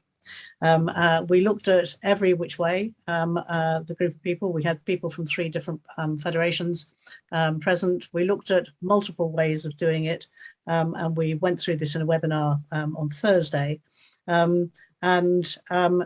We believe that having the rules process separate from the GA ensures proper dialogue and discussion, so that you as NGBs can have your voting delegate and your rules people, your athletes, your coaches, whoever you want to have as your stakeholders in your country, the right people in the room can get together to discuss rules and different aspects of rules. When you've had that discussion collectively in a rules assembly, you can then move to going away and talking in your NGB about the rules and how you think you should vote. And after that, we will do a postal vote. So you would have approximately a month in your country to discuss between you how you wish to vote following the discussion that's happened. And that process would run separately for each set of rules, each discipline of rules that we are going to vote on in any particular year. In addition to that, there are some questions that you're going to be asked to vote on around how often we do it and things like that. So the first recommendation, which is proposed by me and seconded by Don, is to accept the proposed recommendations contained in the playing rules process subgroup, final report, and the World Lacrosse Rules Process 101. So Steve, over to you for discussion. Yeah, so same drill as we did with the DE&I. There's a 5-page document that was submitted that hopefully you reviewed thoroughly, and there are 3 recommendations there, the first of which Sue named. So first of all, Don, is there anything you want to add to supplement Sue's overview that you haven't already presented in your paper? Steve, thanks very much. First and foremost, I truly do want to thank the members of the subgroup. I think we worked extremely well as a group. We had some great insights from other sports that we looked at, best practices. I do want to give a shout out to Lorna Powell, who was instrumental. Her and I spent considerable hours looking at this, even from a project management perspective, as in how long does it take us to go through these processes of changing rules. And I think we've given this a very good going over. And I would also like to remind you that as part of the rule changing process, we're looking at rules for elite levels of play, not your domestic levels of play. So when you're looking at the rules process, bear in mind that the rule change process would impact your national teams because you as members have the ability to be able to alter the rules to suit your domestic needs. So when considering this change process, please bear that in mind if you could. I think there's also a big decision around whether it's 2 years or 4 years. And I can tell you that the committee was not unanimous in its decision, and hence the reason why we've put it back to the members to help guide us into the future with regard to that. There's pluses and minuses for each. So as such, I'd like you to look at that, and I'm happy to answer any questions now, Steve. Great, thanks. So it's open to questions on this first of three items: to accept the proposed recommendations contained in the PRPSG final report and the World Lacrosse Rules Process 101. Questions or comments?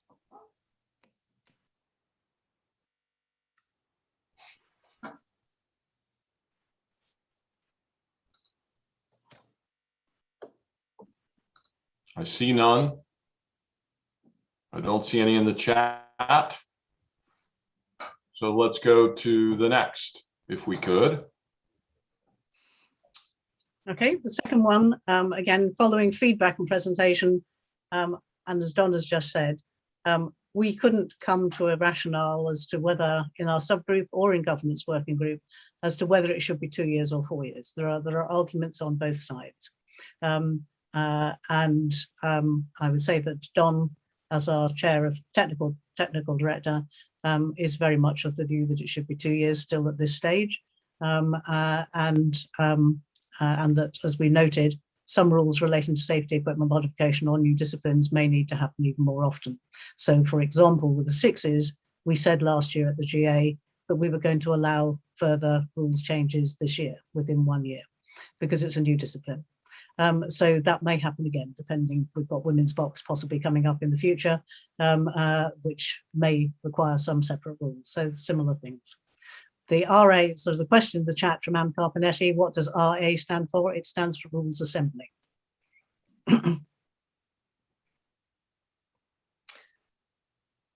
So that's our question to you. And the vote will be, do you wish to go with the 2 year cycle, or do you wish to go with a 4 year cycle? So it's an option. It's an option for you. One point of clarification: if this requires 2/3 vote, does that mean one of the two options needs 2/3? Yes. And if neither gets 2/3, where do we stand? It's a good question. We had not considered that. Well, we could take it as two different votes, one on 2 years and one on 4 years. I mean, that would. Yeah, I would suggest you do it, a vote on 2 years or 4 years, and then have that, whatever that selection is, approved by 2/3 of the members. So you're going to vote twice on it. The first time you're going to vote your preference, and then we'll take the preferential one and put it forth to see if it can pass with 2/3. Is that what you're saying? Okay.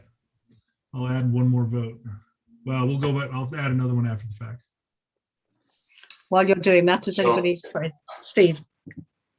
Any comments or questions further on this recommendation? So we'll tee it up as two different votes. The third. It may take one vote. I mean, if we get 2/3 on one of the two options, I think we're okay. But if we don't get 2/3, we'll have to run another version. Break it down, right? Okay. So let's move to the third and final recommendation from this group. Sue. The consequence of bringing in the new process is that there's a range of legislation parts that need to be changed. And so the third motion is to accept all other legislation changes in a block vote. There is nothing new being introduced here. It's merely saying that it's not happening at the General Assembly anymore. It's going to happen at the Rules Assembly, for example. And all of those changes are listed in the paper that you've received. Can we change that slide as well, please, if we have an opportunity? Thank you. So questions about this kind of catch-all, if you will, final recommendation based on the prior two recommendations? Concerns, questions, comments? Okay, we got a comment. Yep, go ahead. You've got a question in the chat from Edwin for 4.2.3.2. If we vote no to 2 years in 4 years, does that mean we change every year? Don, or perhaps I'd ask Don what the status quo is. The status quo currently, Sue, is every 2 years, and I would suggest that who should maintain the status quo if there's no clear direction. Yep. So if Thank you you. wanted to stay the same, you could vote for the 2-year option. Yep. Okay. Anne, Thank you.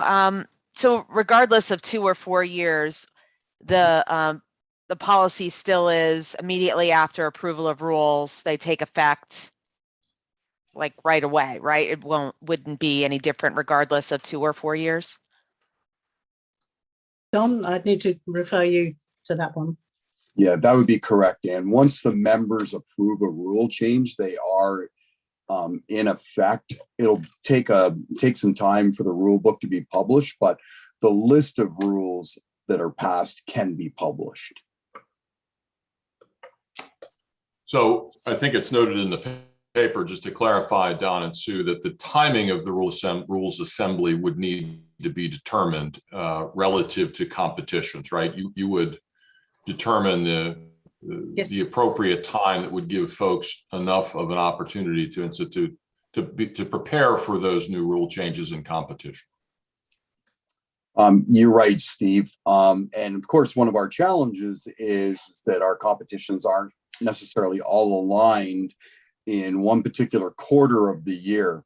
Sixes could come into the fourth quarter or the first quarter, depending upon where we put those. And the our tens competitions right now, for instance, currently falling in quarter 3, for instance. So we'll have to look at how that all works out once we know where our competitions are going to lie.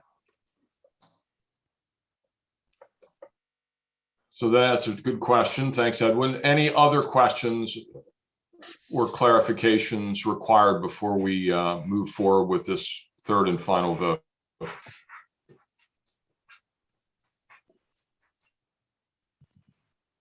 There's a question from Anne in the chat room that we used to use a 4-year cycle for rules. Why did we move to a current 2-year? And I believe that was probably changed prior to my taking over as technical director, but it's my understanding and recollection that the men's rule changes were always on a 2-year cycle. The women's rule changes were on a 4-year cycle. However, there was a trial rules component brought into that on every 2-year. So in essence, there was always a state of flux in the rule changes in all of our disciplines, as it were. So we did align it by moving to a 2-year rule change cycle to allow us to, as World Lacrosse, to take advantage of innovations, to take advantage of the opportunity to improve the game where we thought that was important to do so. Waiting 4 years with perhaps a poorly written rule, and it does happen, makes it difficult. And also it doesn't allow us to take advantage of a rule change that we think would benefit the game. We've got to wait 4 years for just that. So hence the reason why we had suggested a 2-year rule change cycle. I think it's fair to say that in our feedback from what other international federations did, more do go to 4 years, but they're perhaps not changing in terms of disciplines in quite the same way that we are, and things that we're trying to develop at this moment in time. So at some future date, we may be able to move to 4 years more easily. But at this moment, the feeling is that there is enough change of a whole variety of bases to look at 2 years as well as 4 years. But as I say, we couldn't come to a unanimous agreement on it ourselves. So, Sue, whilst I do, support the 2-year status quo, as it were, I have absolutely heard feedback from our members that, the change has been significant in the women's game, for instance, and that some people have been calling for a moratorium and hence a 4-year rule change cycle might help achieve that. So that is, the other side, as it were, based on a 4-year rule change cycle. That's the feedback I have received. But I think it's also dependent on whether we're talking about approving rules for the whole of the community of lacrosse, or whether we're talking about the elite level rules. And one of the critical things, as Don said earlier, about the playing rules process was that we very swiftly in the small group came to the conclusion that these rules should be about the elite level for the World Championships, the things that World Lacrosse controls. And that may make a difference as to whether member countries feel 2 years is okay as opposed to 4 years, or frequent changes are okay, because it's probably the elite level of athletes and coaches who want the changes. There is a difference between making rules or creating rules for World Lacrosse versus the lacrosse world.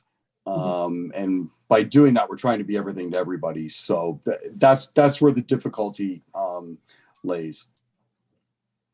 Well, that really is the point to these recommendations, I think, is an important underpinning, is that they are championship rules, and that we should allow members in continental federations to modify them appropriately relative to their competition, their priorities.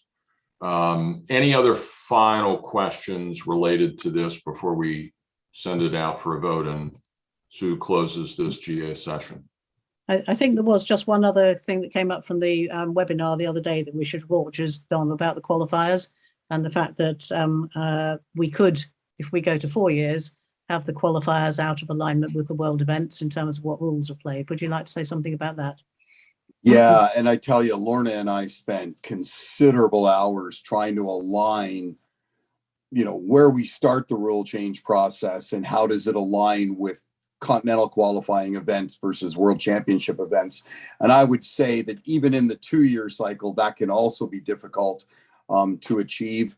There is a considerable table for both on the 2 and the 4-year cycle as part of your paper that looks at each of the disciplines and where those would align. I believe it was Steph that initially raised the concern and our challenge. I wouldn't say that we've been perfect in trying to achieve the fact that qualifiers are played to the same rules as the World Championship, but we're working damn hard to get there. But it won't be perfect, I can assure you.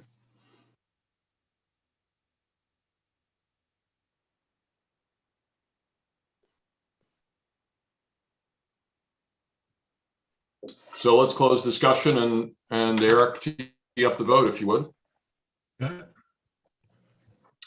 And Just a reminder, go ahead, Don. No, I was just going to say, Eric, as you're teeing up the vote, I do want to thank Sue Redfern for her leadership in this area. She did a tremendous job in keeping us on point and always bringing us back to what's best for the membership, what's best for the athletes, and the officials. I need to mention the officials are crucial as part of this. So thank you to Sue. Thank you, Don. I think it was a very good group to work with and very focused on an end result ready for this GA. So there's a question from Edwin. This will go out at 14 after the hour. And just a reminder, 2 of the votes are the normal ones where you're voting yes or no. The middle vote is you're choosing either a 2 or a 4-year cycle. And then Edwin had a question: in case of specific event that trigger members to change rules not within the 2-year manner, will GA decision trump the agreed 2-year practice?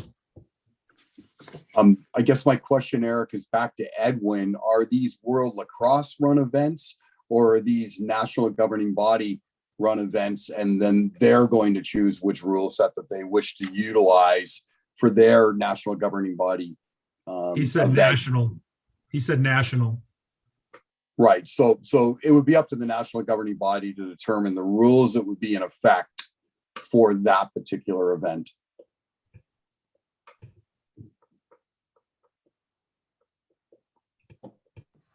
Okay, votes are queued.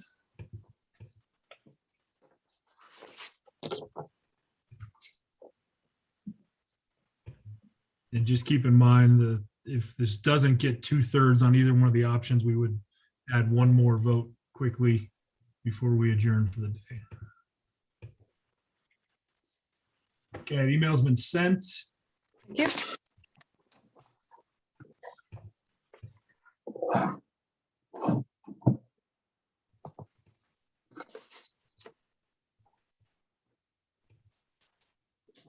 People are still joining, just in time. They're coming back. Didn't have enough.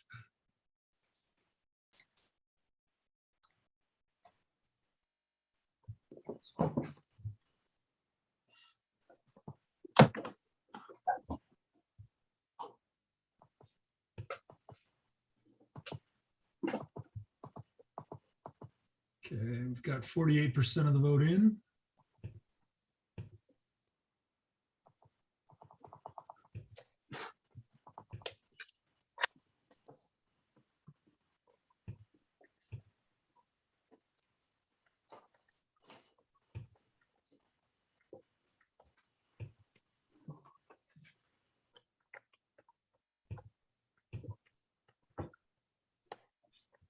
%.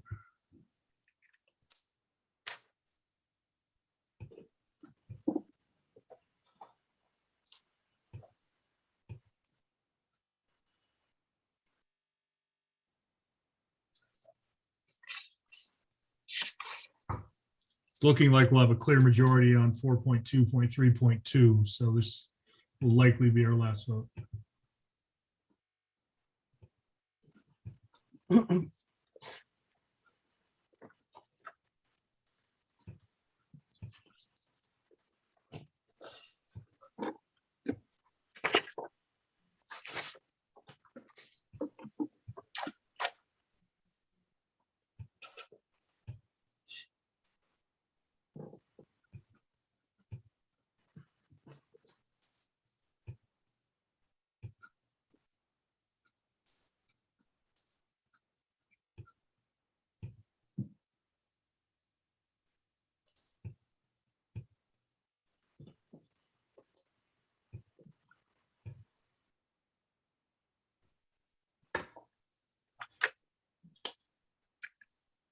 Maybe I spoke too soon. It's getting much closer. You've influenced the vote. Don't know which way.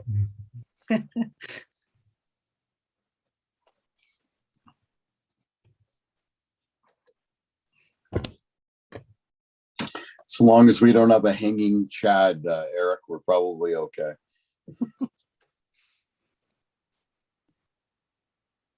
83% of the vote in. This ends at 7:19. It's a little over 2 minutes left to vote.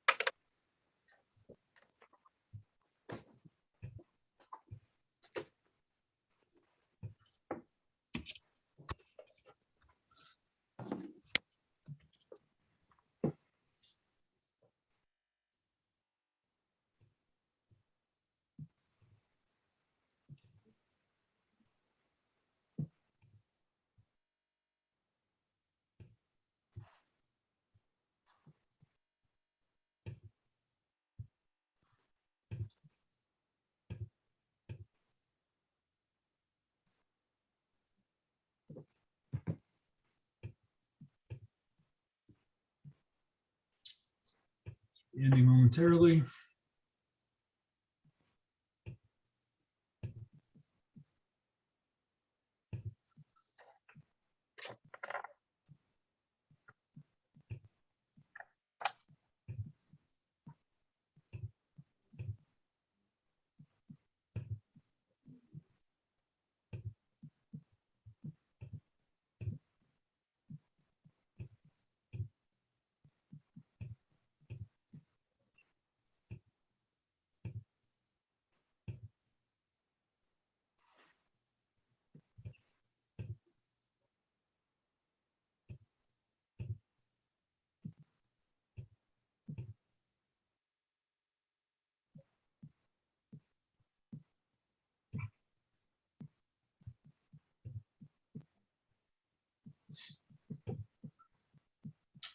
Okay. Let's share my screen.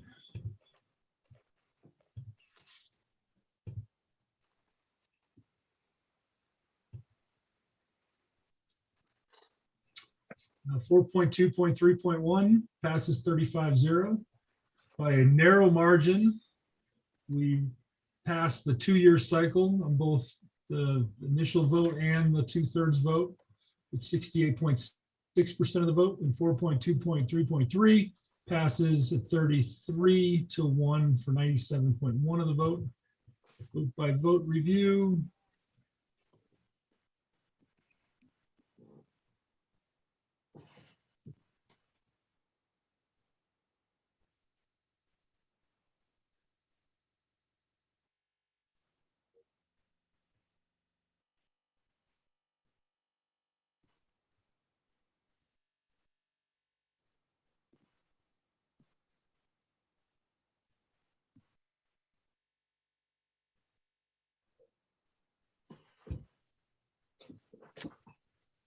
Okay, thank you very much indeed.